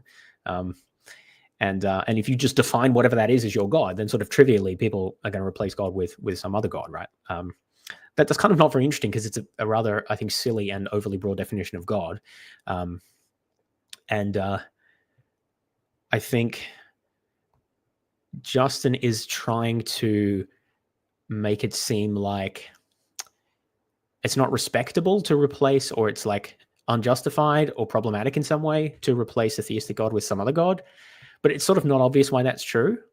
Like, from a Christian point of view, that's going to feel wrong, right? Because it's like the idolatry sort of thing, or you're putting something else in instead of God. But like, let's buy the language and just say, like, whatever it is that is your priority in life will give you meaning or whatever. Like, we'll call that your God, lowercase g, whatever. Like, stupid language, but let's just buy that for the sake of argument. Like, what's the problem? Like, yeah, obviously, if people get rid of traditional religion or any religion, then they're going to have other priorities. So, is this an argument for anything, or is it just a statement that when people stop being religious, they start doing or focusing on something else? So if you want to say that that's a problem, or like there's something wrong with what people do instead, then you need an argument for that. And depending on what it is, I may agree or disagree depending on what we think people are doing more of. Extreme right or extreme left reactionary politics, I would agree, yeah, that's actually not good. We don't want people doing that. I think more on the right than on the left these days, but I would say both extremes can be problematic. But there's many other, like, some things can be good, some things can be bad, some things can be neutral. I think he's just relying on us to he's relying on the audience to have this association between, like, having a God that's not, the man, capital G God, is just like inherently or clearly a bad thing. But he's not actually arguing from the perspective of why that's the case from a different point of view. You're sort of assuming he's right for anything that he's saying to have any force. Because from a non-believer, it's like, well, yeah, people jettison religion, they do other things with life, focus on other things. What's the issue? Like, why is that something that's even that interesting to say? Political mythology on the right that becomes your God. We're great at manufacturing idols to put in the place of God, basically. That's what I'm saying. So he just calls it idols, right? So this only has any validity if you just already agree with his position about everything. It's not really a critique of anything that anyone who has a different worldview is going to find it in the slightest bit persuasive.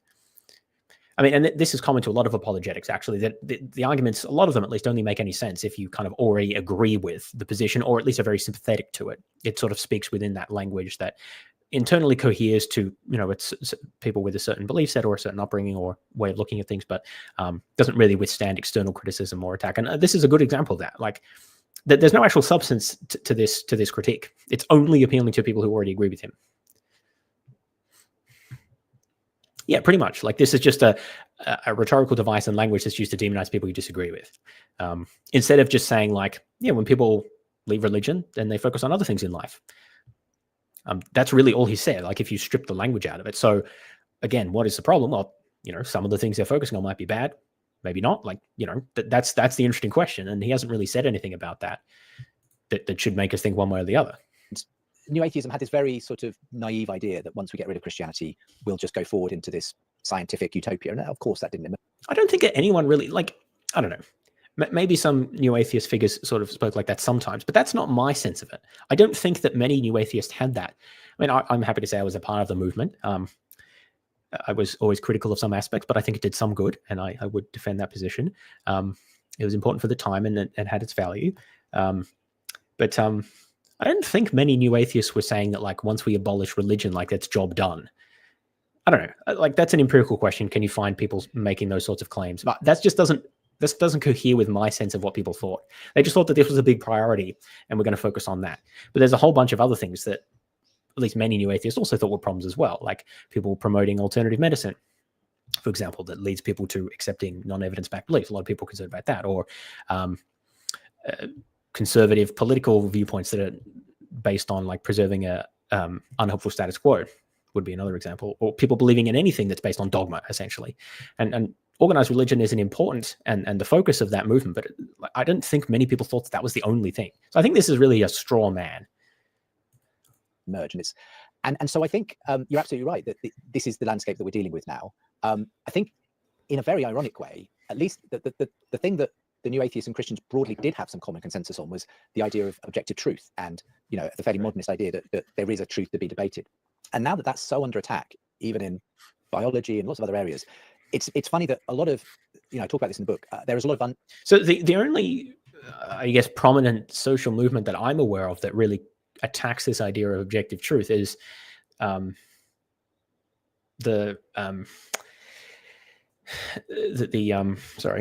having trouble with words here, is the reactionary right, like, Trumpism and his various followers.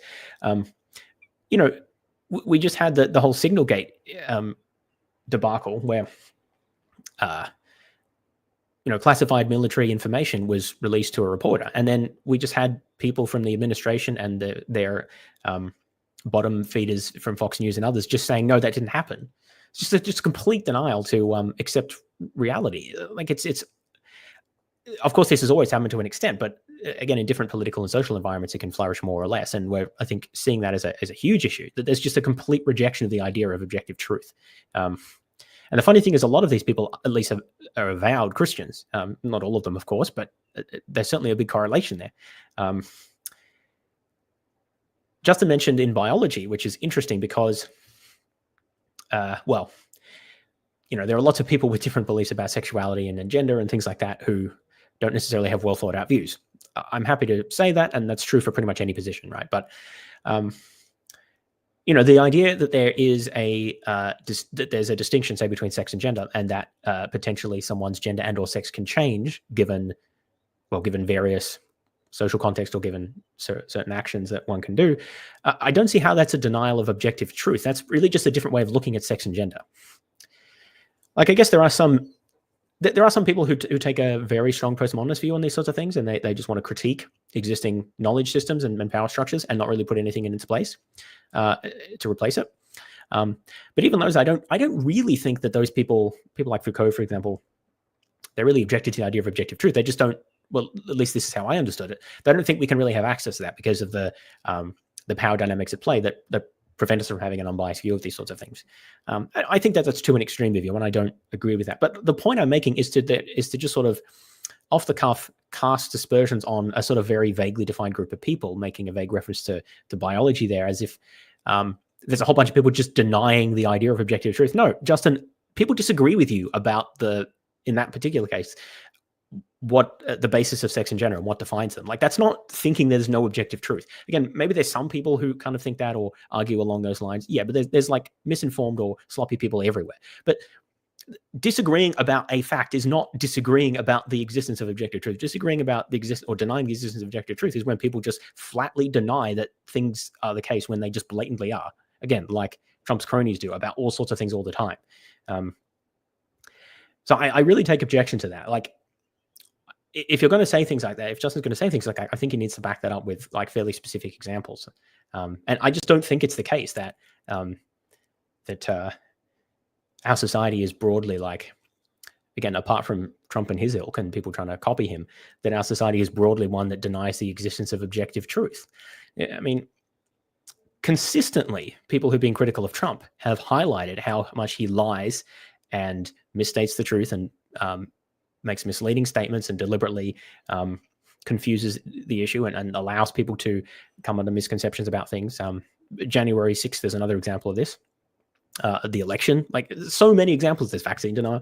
And the people opposed to that, again, maybe not like all of them, there's always some crazies, but the majority, they appeal to scientific, political, historical facts in virtue of which Trump and others who are arguing these things are just wrong, like objectively wrong.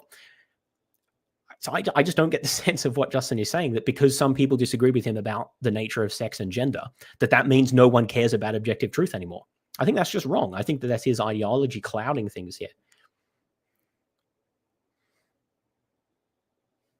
Yeah, it really does seem like whatever he believes is the objective truth. And I think that it's a real mark of intellectual maturity to understand that just because someone disagrees with you, it doesn't mean that they disagree that there is a truth, or that we can come to know the truth, or that you can bring evidence to bear. It just means that you assess the evidence or arguments differently, right? And we can talk about that.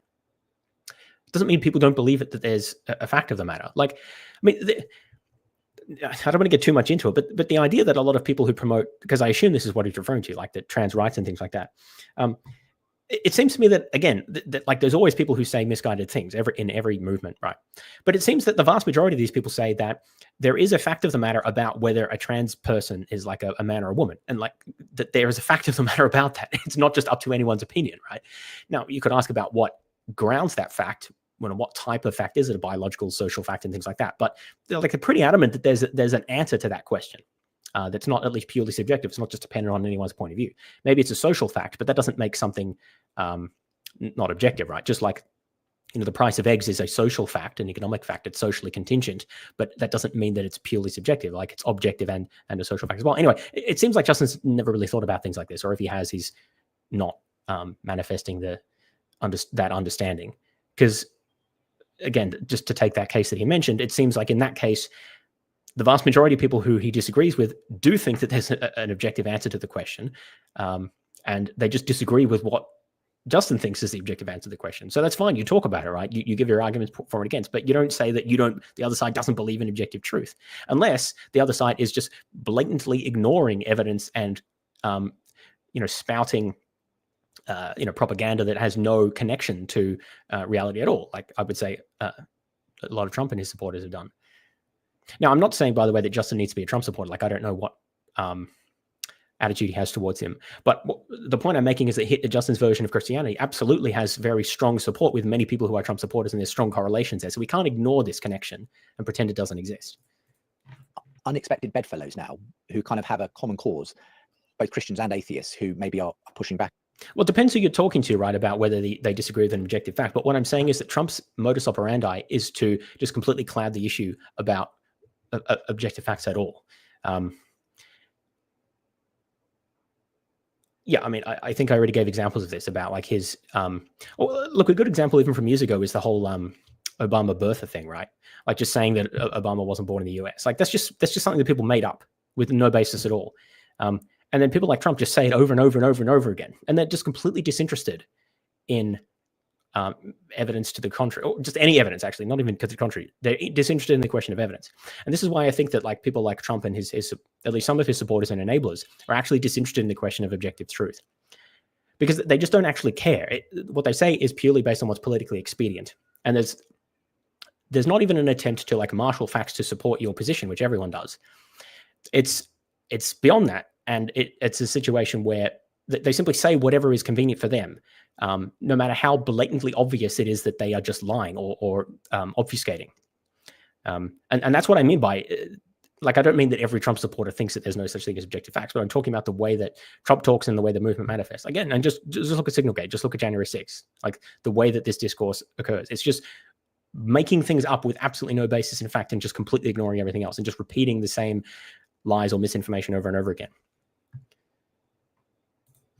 That's not necessarily a like philosophical claim that there is no objective truth, but it's just a manifest of disinterested in the business of truth seeking, you know, even like motivated truth seeking. Like every politician is going to harness facts and arguments that they think is going to support their position. But traditionally politicians at least like tried to do that, whereas Trump doesn't even try, it seems, most of the time. He just says stuff and expects Fox News will repeat it, and a lot of his supporters will just go along with it, even if it's just blatantly and obviously false. That's what I'm saying I think is different.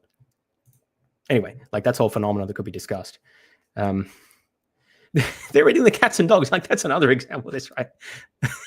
They're eating the cats and dogs.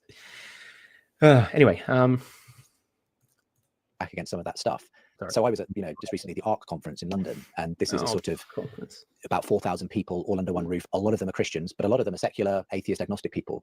But their kind of common concern in kind of the need to rebuild Western civilization has kind of brought them together for a common purpose. And it's just fascinating to see the way that the ground is shifting and changing. All I'm saying in all of this is to say that what we're really, as you say, facing now is a kind of what worldview is going to make sense. Is it going to be a sort of some kind of new age sort of thing? I think the thing I'm glad about is that a lot of young people, especially who are engaged in these different things, you don't have to kind of try to convince them that God exists or that there's genuine evil. They're sort of there. They know that stuff exists, and they may even. Young people know that God exists? What's the evidence for that, my man? Have come across it when they were messing around with a Ouija board or something like that.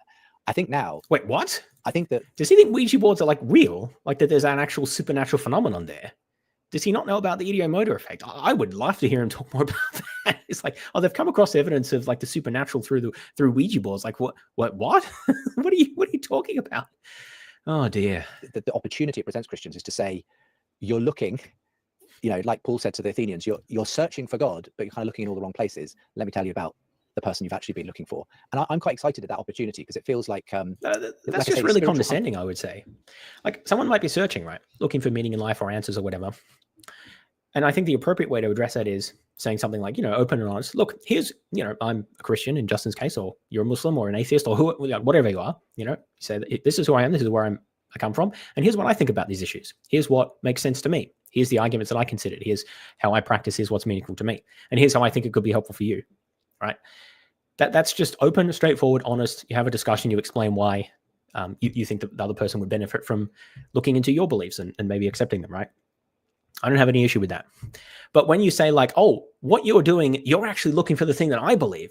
You just don't know it yet. Like that's just one step away from saying, hey, there aren't really any atheists. Everyone is just in so-called atheists is just in denial. Like I think that's really objectionable and kind of contradicts what Justin was saying before about like taking each person as an individual and really listening to them. If you're just saying, whether explicitly or even just thinking it, like either way, if you're just sort of saying, well, this person is really just looking for what I already have, and I'm just going to, tell that to them, like that's not really taking them from where they're at. Like that's just imposing your views on them. Like you might think that people have this natural tendency to seek God or something like that as part of your ideology, but I think that just imposing that every time you talk to someone, like when I have a belief that many people at least have a tendency to seek to see agency in the world, and a desire to seek order and like external meaning in life. I think that there's sort of psychological and evolutionary basis for these sorts of things, potentially. But like I'm not thinking about that and psychologizing the person in every conversation. That's not really a helpful way to engage in conversation. You just take the person where they are and say, oh, look, here's what I think about these issues, and then here's where I come from. So I find what Justin is saying here to be contrary to what he was saying before about being open and upfront and listen to people from where they're at, instead of just saying, oh, what you're actually looking for is what I already have. Hunger that's manifesting in all these different ways. We know that there's an answer to that. We know that there's a person we can point them to who will make sense of that search. And I just wonder, as they continue to be let down by, whatever the ideologies are that they're chasing after or the spiritualities they're chasing after, as those just simply don't satisfy, I feel people kind of get to a point of desperation where they're ready to listen again to the Christian story and to Jesus. So when I look back on the New Atheist movement, 10, 12 years, in some ways, I think why it are we made talking about New Atheism again? Stronger, because these guys came out with their guns blazing and attacked the scriptures, attacked the goodness of the faith. And it was like we had a cause to rally and respond to. And I think looking back, apologists have upped their game and learned a lot because of it. That's a positive. On the negative side, I've been thinking about, even in my own life, thinking, have I thought about atheists through the lens of the new atheists? The atheists are all these aggressive, want to destroy you, kind of Dawkins and Daniel Dennett approach. And yet, as I speak to a number of atheists, they're like, they don't speak for... Daniel Dennett's not really that aggressive, is he? Or was? I don't know. That's not my sense of him. Me. They represent a small segment of atheists and maybe poisoned the well in terms of the kinds of conversations that you and I want to have. So do you look at them like I do as a mixture of positive and negative, and maybe concerned that there's still a vestige among some Christians of like, we're fighting the new atheists, when everybody's going, you know what? The conversation shifted. We just want to sit down and have a dialogue. Yeah. Do you share that concern? I do. I think sometimes we end up answering yesterday's questions when the conversation has moved on, as you say. And there was an important place for that kind of approach to the new atheists when they were sort of the big culture maker. Wait, what question did new atheists ask, or issues that they raised about religion that's not still relevant? Like, the place of religion in government is absolutely still relevant, arguably more than ever. People were worried about the influence of, conservative Christianity under Bush, but I would argue we're seeing a much greater threat under Trump, although, well, different, because I think Bush actually believed that, whereas I don't think Trump has any scruples at all. So maybe it manifests differently. But anyway, so that's still an issue. The problem of evil as a challenge for religion, like that's still an issue that people raise all the time. They talked about that before. Various issues with the Bible and its historicity and its attitude towards homosexuals and various other people from traditionally marginalized groups, slavery and all that. That's still relevant. Again, if anything more so, because back in 2005, like, even many atheists weren't explicitly like, remember when Obama was elected, he wasn't pro same-sex marriage, or maybe it was just before he was elected. I forget exactly when he turned, but like he changed his mind later. We forget how much that's changed rapidly. So if anything, that's like more relevant than it was like in the early 2000s, mid 2000s. Anyway, so the point I'm making is, yes, the nature of the discourse has changed. I don't dispute that. But what issue that new atheists raised is no longer relevant. Maybe the way that it's phrased is a little different, or the way people raise these issues, but I don't actually think there's anything that's ceased to be relevant. Maybe the only thing is that it is, I would say, generally more acceptable for people to be avowedly atheist now than it was like in 2003 or something like that, in at least like English-speaking Western countries. And I think that maybe the new atheist movement has some success. It's to some extent responsible for that. Like in Australia, we did have explicit campaigns for people who were not religious to mark that on the census, like as a way of being upfront about what you believe and not just presenting yourself as if you had a belief because you thought that was acceptable, what you should do or something like that.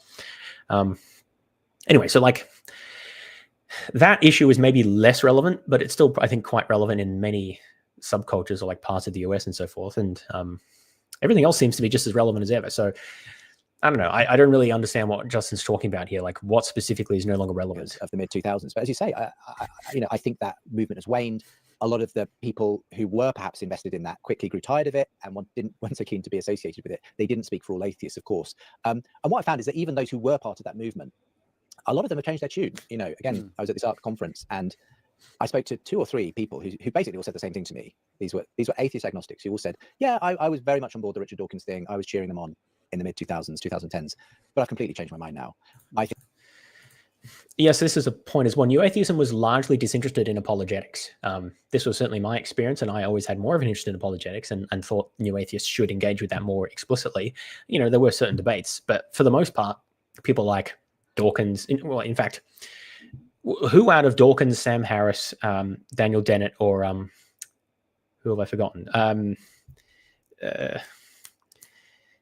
The journalist, the other one, Hitchens, yes, thank you, actually really debated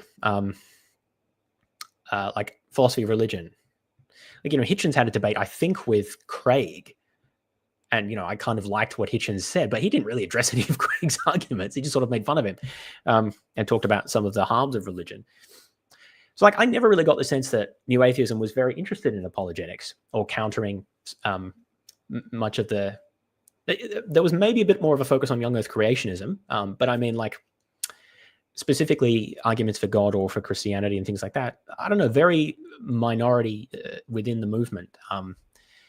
So the idea that,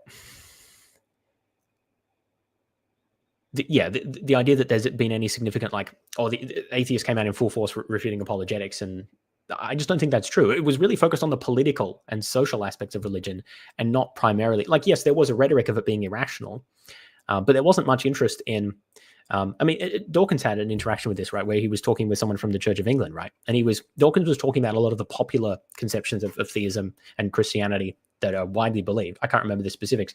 And whoever he was talking to, like, disagreed with a bunch of those things. I don't think he was like a biblical literalist and a bunch of other things, or creationist. And then, so they asked him, like, why Dawkins focuses on like particularly literalist and creationist and other things, a take on Christianity. And, Dawkins, from what I recall, said something like, well, that's what he finds most objectionable, and that's what a lot of ordinary believers believe as well. So there was always more of an interest, I think, on that sort of more popular belief level, rather than scholarly arguments or even apologetic arguments, really, for better or for ill. But to say that, the point is to say that new atheism was predominantly an exercise in like counter-apologetics, I think is just wrong, or mostly wrong. The Bible is probably the deepest, most profound book we've got. It has absolutely shaped our culture. I'm all for church and Christianity. I'm not quite sure I believe it yet, but I'm going to church. I'm sort of trying it out. And that is just a million miles from the conversation I would have been having with these people 15 or 20 years ago. So it's interesting, even the new atheists themselves. I don't know which people you're talking about. Like, what he's talking about, he's specifically talking about the ARC conference. I think the C stands for conference, right? So maybe it's like pin number. But anyway, this is a bunch of pretty far right-wing grifters and Trump wannabes. Okay, maybe not all of them are, but from what I saw, a lot of them are, who have this sort of weird proto-fascist rhetoric about the downfall of Western civilization and the need to like revitalize traditional institutions. And obviously not all of them are religious, but a lot of them are precisely giving lip service to traditional religion just because of its position in acting as a social or regulatory force in traditional societies. And, they see that as having a benefit to opposing like progressive political movements or Islam and other things like that. I mean, a prominent example of this historically is Hitler, who had no religious belief himself. He seems to have believed in some sort of higher power, but definitely wasn't a Christian or any real traditional form of religion. He thought he had some kind of divine mission, but I don't think he had a very coherent view about that. But the point is, Hitler made appeals to and references to Christianity all the time in his political speeches. And this was just because it was politically convenient. It was politically convenient for him to co-opt the churches. It was politically convenient for him to not be seen as acting against, traditional institutions that a lot of people supported. It was convenient to draw upon deep-rooted German anti-Semitic sentiment that was based, at least in part, in religious antipathy. Like, there's a whole variety of forms or motivations for anti-Semitism, but religious beliefs is one of them. The Nazis made use of like Martin Luther's writings against Jews, for example. So that was another reason to appeal to religious sentiment. And also, it was just a way to deflect criticism that Hitler wanted to upturn the status quo. The churches will have an important place, right? Whereas in fact, Hitler hated Christianity and did ultimately want to co-opt it and Germanize it. So if you're interested in this, you can look up German. I think the German Christians is what they call themselves. This is basically like the official Nazi form of Christianity. This is the version of Christianity where the Aryan Jesus was betrayed and killed by the nasty Jews, right? Which makes no sense at all. But that's the version of it that was politically convenient for them. But anyway, point is, I don't know why people like Justin are happy with people politically co-opting Christianity in this way. It's completely antithetical to anything that Jesus said, and is very obviously like opportunistic to serve political ends, and has little to nothing to do with genuine religious motivation. I mean, as he even said, a lot of these people don't even really believe in God or aren't convinced, but they just see it as like beneficial for their political purposes. This is entirely cynical, and should be something that I think any genuine Christian would be extremely opposed to. So I find it really problematic and honestly offensive that Justin's like, oh yeah, this is great. Like these people just appealing to Christianity for blatantly political purposes, and many of which are quite unsavory political purposes of that. To say that that's like some evidence of the revival of Christian belief or something is just utterly bizarre. Like to me, this is like the absolute. It shows the absolute level of depravity that a lot of popular religion that's rich. Like, not saying everyone who believes in Christianity is at this point, but like I think that it's really showing how bad things are when this is what people like Justin and evidently Sean are so enthusiastic about. Like, people just co-opting Christianity in an insincere way for political purposes. Like, somehow that's a good thing. You know, Trump waves up a Bible that he's probably never read in front of a church that he barely ever goes to, and then somehow, like, most of the white evangelicals in America lose their mind. This is something he did in his first term, by the way. It's just like, yes, we're being pandered to, and we like being pandered to because that's what real religion is. It's just pandering. It's not actual sincere. I'm going off here, but like, I just think that highlighting that as evidence of some sort of Christian revival is just utterly bizarre to me. Utterly bizarre.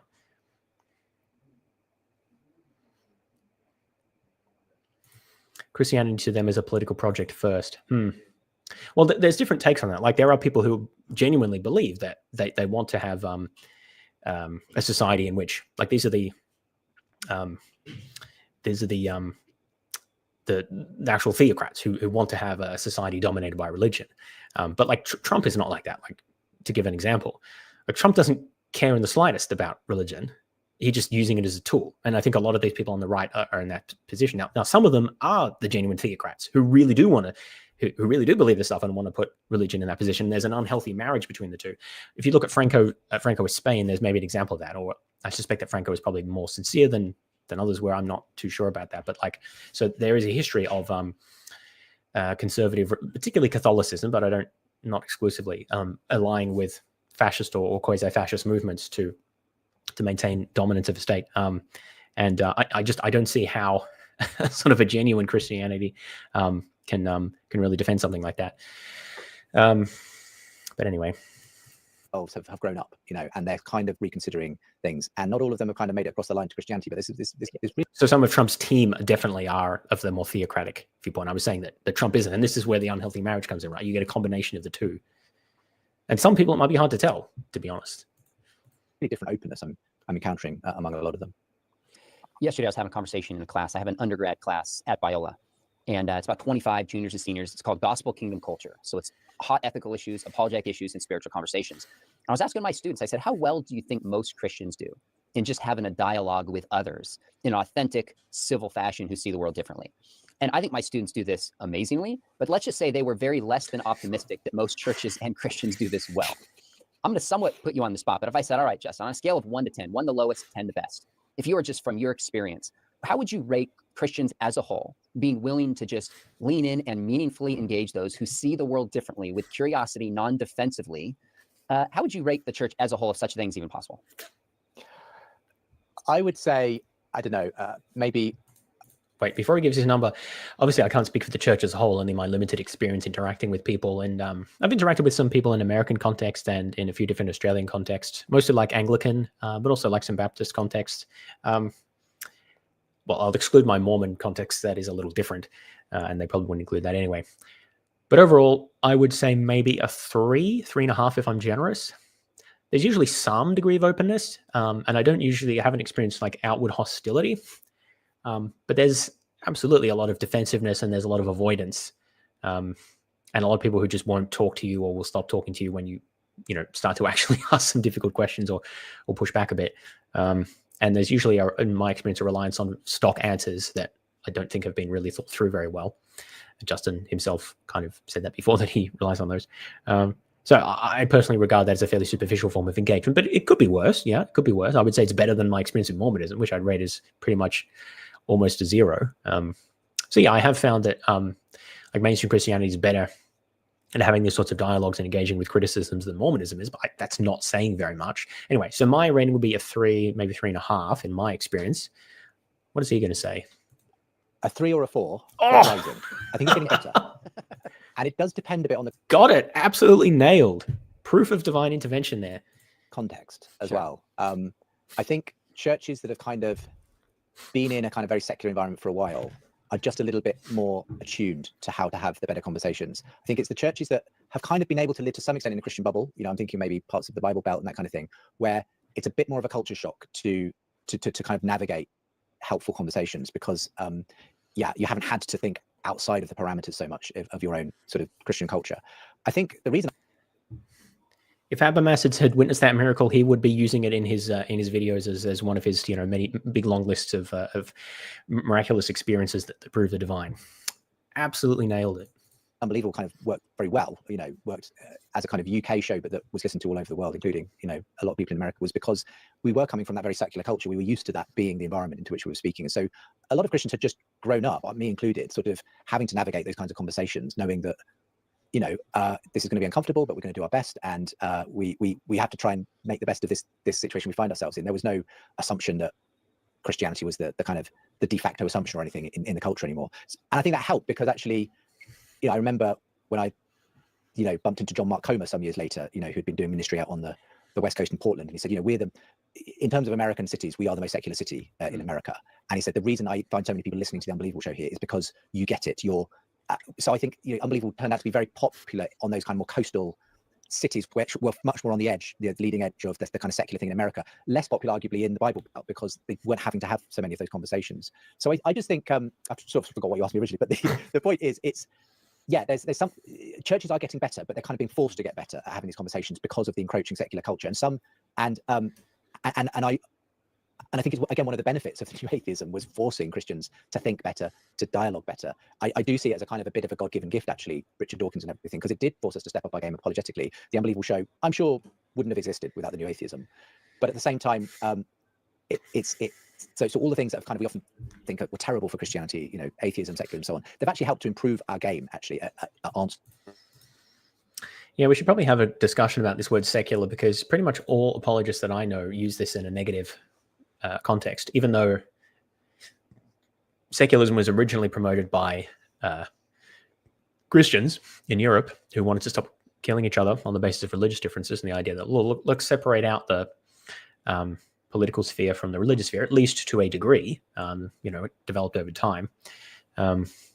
And not require that everyone who lives in a prince's domain hold the same religious view, or they have to be expelled, because that's what it used to be, in the early modern period, until things, they realized that this was, it's a complicated set of developments. But the point is, secularism wasn't always a negative word for religious people. And there are still religious people who defend secularism.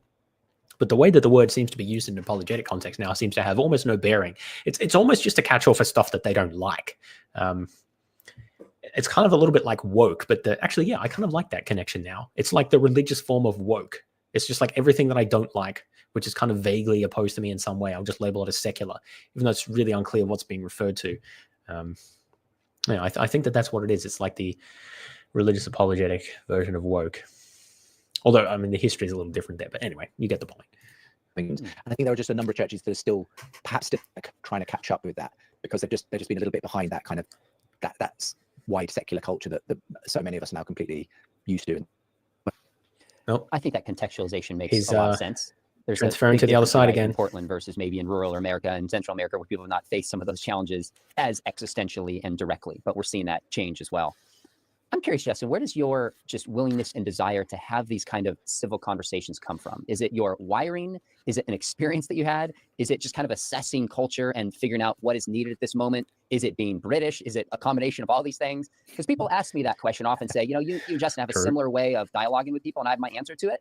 But I'd love to know where that comes from for you. And just for the record, I couldn't say it when you asked me, but who are my favorite Christian apologists? If I hadn't been talking to you, I would have mentioned you, because I always rated you. I know I'm making it up, but the point is, I think the reason I invited you on back on the Unbelievable show so often, because you were absolutely brilliant. We did think very the same lines about what makes conversation, the intellectual side of it, and yeah, I guess that comes out of the same place for both of us, I imagine, which is we really want people to come to know and love Jesus, but we don't see people just as necessarily a project to be argued into something, but as a person hopefully to be loved. And so the best kinds of dialogues are the kinds which are intellectually stretching, but are also kind of loving.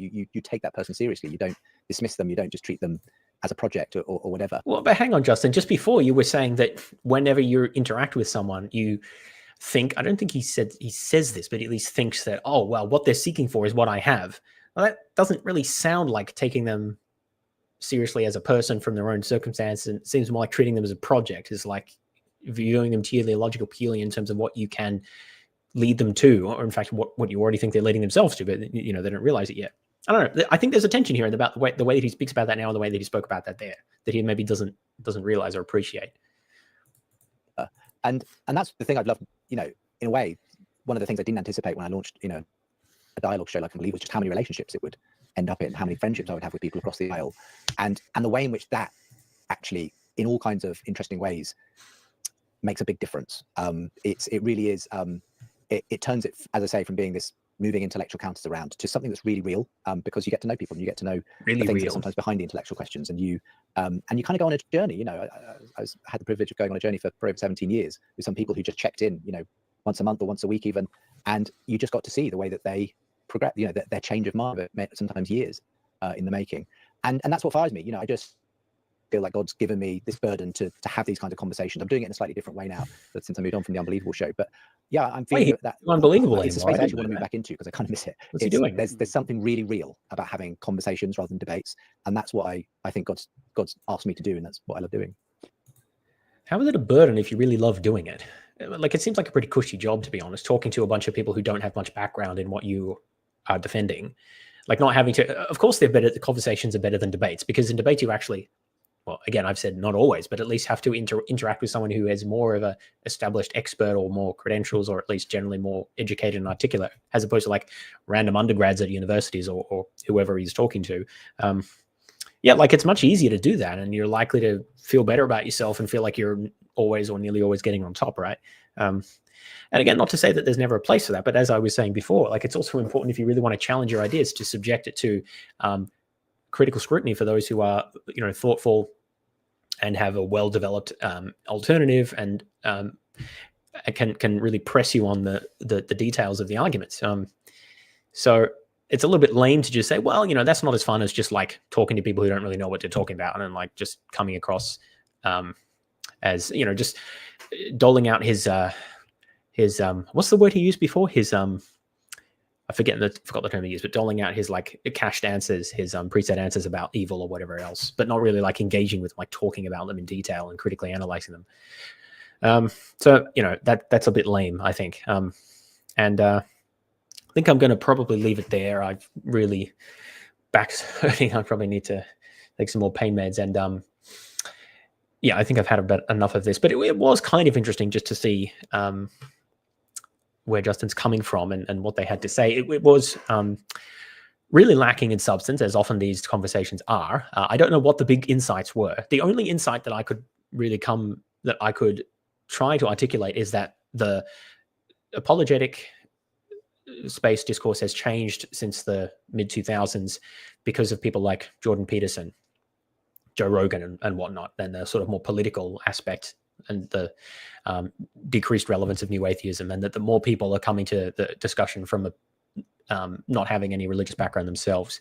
That was the only insight, and it's not even clear that it's really much of an insight, because it's either kind of obvious, or to the extent that Justin was making specific empirical claims about like Zoomers compared to their earlier generations, it's not really clear that that's even true. So they're certainly not really big, and that or much of in a way of insight. And we didn't have much of anything else. The only argument that they even mentioned was the moral argument, and that was not even really articulated. See, what would have been really interesting is if Justin said, look, the thing that I find is the most convincing evidence for God is the moral argument. And in my years, maybe he says how he's changed presenting it based on people's feedback or what they find convincing. Maybe he says, look, these are some of the counters that I typically hear. The best of that was we got a vague reference to some sort of like, undergrad nihilism, which wasn't very well articulated, or it's not clear how it related to his position. And he didn't say anything else about what anyone else has said over 20 years of engaging with this issue. Like, that would have been interesting. He says, well, look, you know, I started making these arguments, people responded this way, so I adjusted that, and I tend to respond in this sort of way. But then sometimes people come from this perspective, because, you know, there's different approaches. So, you know, when people say this, I tend to say this and make this argument, and I find that there's a difference on this intuition here, which, you know, we can discuss. Like, that's really interesting how people actually develop their understandings of these arguments, and how the dialogue tree, so to speak, develops. And ideally, you get a better understanding of what you believe and what the other person believes, and maybe think that you've made some progress. You know, that's what I would say if someone was asking me about my insights with engaging apologists or, you know, religious believers. I could do that for a bunch of things. I could do that about like the moral argument, the resurrection argument, cosmological arguments, fine-tuning, a whole bunch of things. You know, it would be interesting to hear what his actual insights are about engaging with skeptics, and what they say and what he thinks about that, and how the dialogue goes. But we actually got like pretty much exactly nothing about that.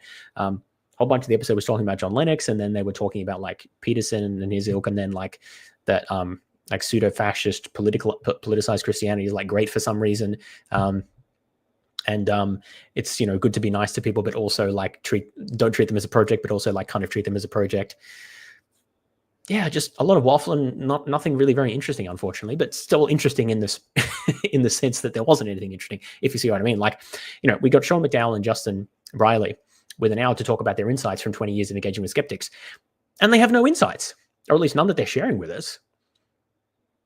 Like, what does that say? Like, that they just have nothing that they want to share that has any real substance, apart from, again, the closest is like, well, things are different now to 20 years ago because, like, you know, the new atheist figures have died or irrelevant, and there are other figures now. Like, that's the only thing, and that's not even an insight. Like, everyone knows that. So just really, really lame, to be honest. I was hoping that there would be some juicy arguments I could respond to, but there just wasn't anything. There's just nothing. All right. So quick look at chat before I yeah, how did we have 56 minutes and not talking about anything important? Like, that's, well, there were some references there, but like, okay, because here's another example, right? The mention about, oh, people don't care about objective truth anymore in biology. Like, that would have been interesting. Like, how was that discussion developed over time? Because like the trans issue is relatively new. I don't think that really existed much at all in like 2005 or whatever. That would be interesting to see how that's developed and what sort of things he says. But like, he didn't actually commit to anything. Remember when he raised the issue about like gender or sexuality? He just sort of said, well, it's hard to say what I really think because it's homophobic. He didn't use that word, but that's what he was obviously dancing around. So I try to say that the homophobic thing without it sounding homophobic. But what would have been interesting is to hear the specifics of that, like how he actually says it, how people respond, what the concerns are, and what the counters are and the back and forth. That's interesting, right? But we didn't get anything. He just made vague references to it and moved on. Really disappointing. There's just no substance. Yeah, so disappointing. Yeah, actually, Ray Comfort is a good example of this. Only argue against undergraduate students. Yeah. Oh, Nathan's got a reference to me. I'll check that out later. Sorry,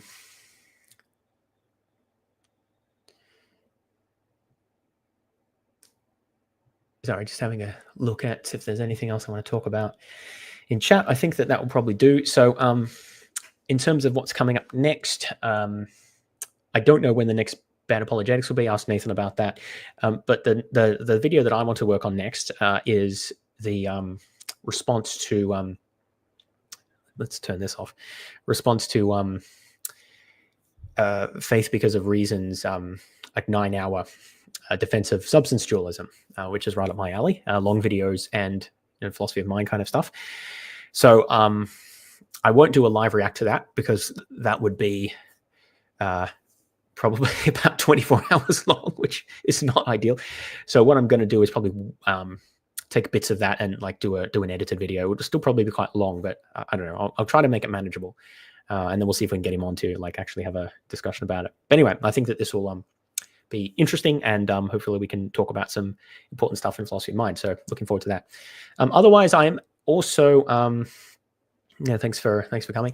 I'm also wanting to do more kind of political content, like not like party political content, but just like, because I'm more and more concerned about what Trump and his fellow travelers are doing, and it intersects with the apologetic space in ways that we just sort of touched on today. So, I did that video responding to, mega misinformation about immigration, stuff like that. I'm kind of interested in, but I need to find the right topic and do it in the right way. So I have some ideas there, but if anyone has suggestions, like feel free to message me or email me about like what a good format would be or topic or how to approach this sort of thing.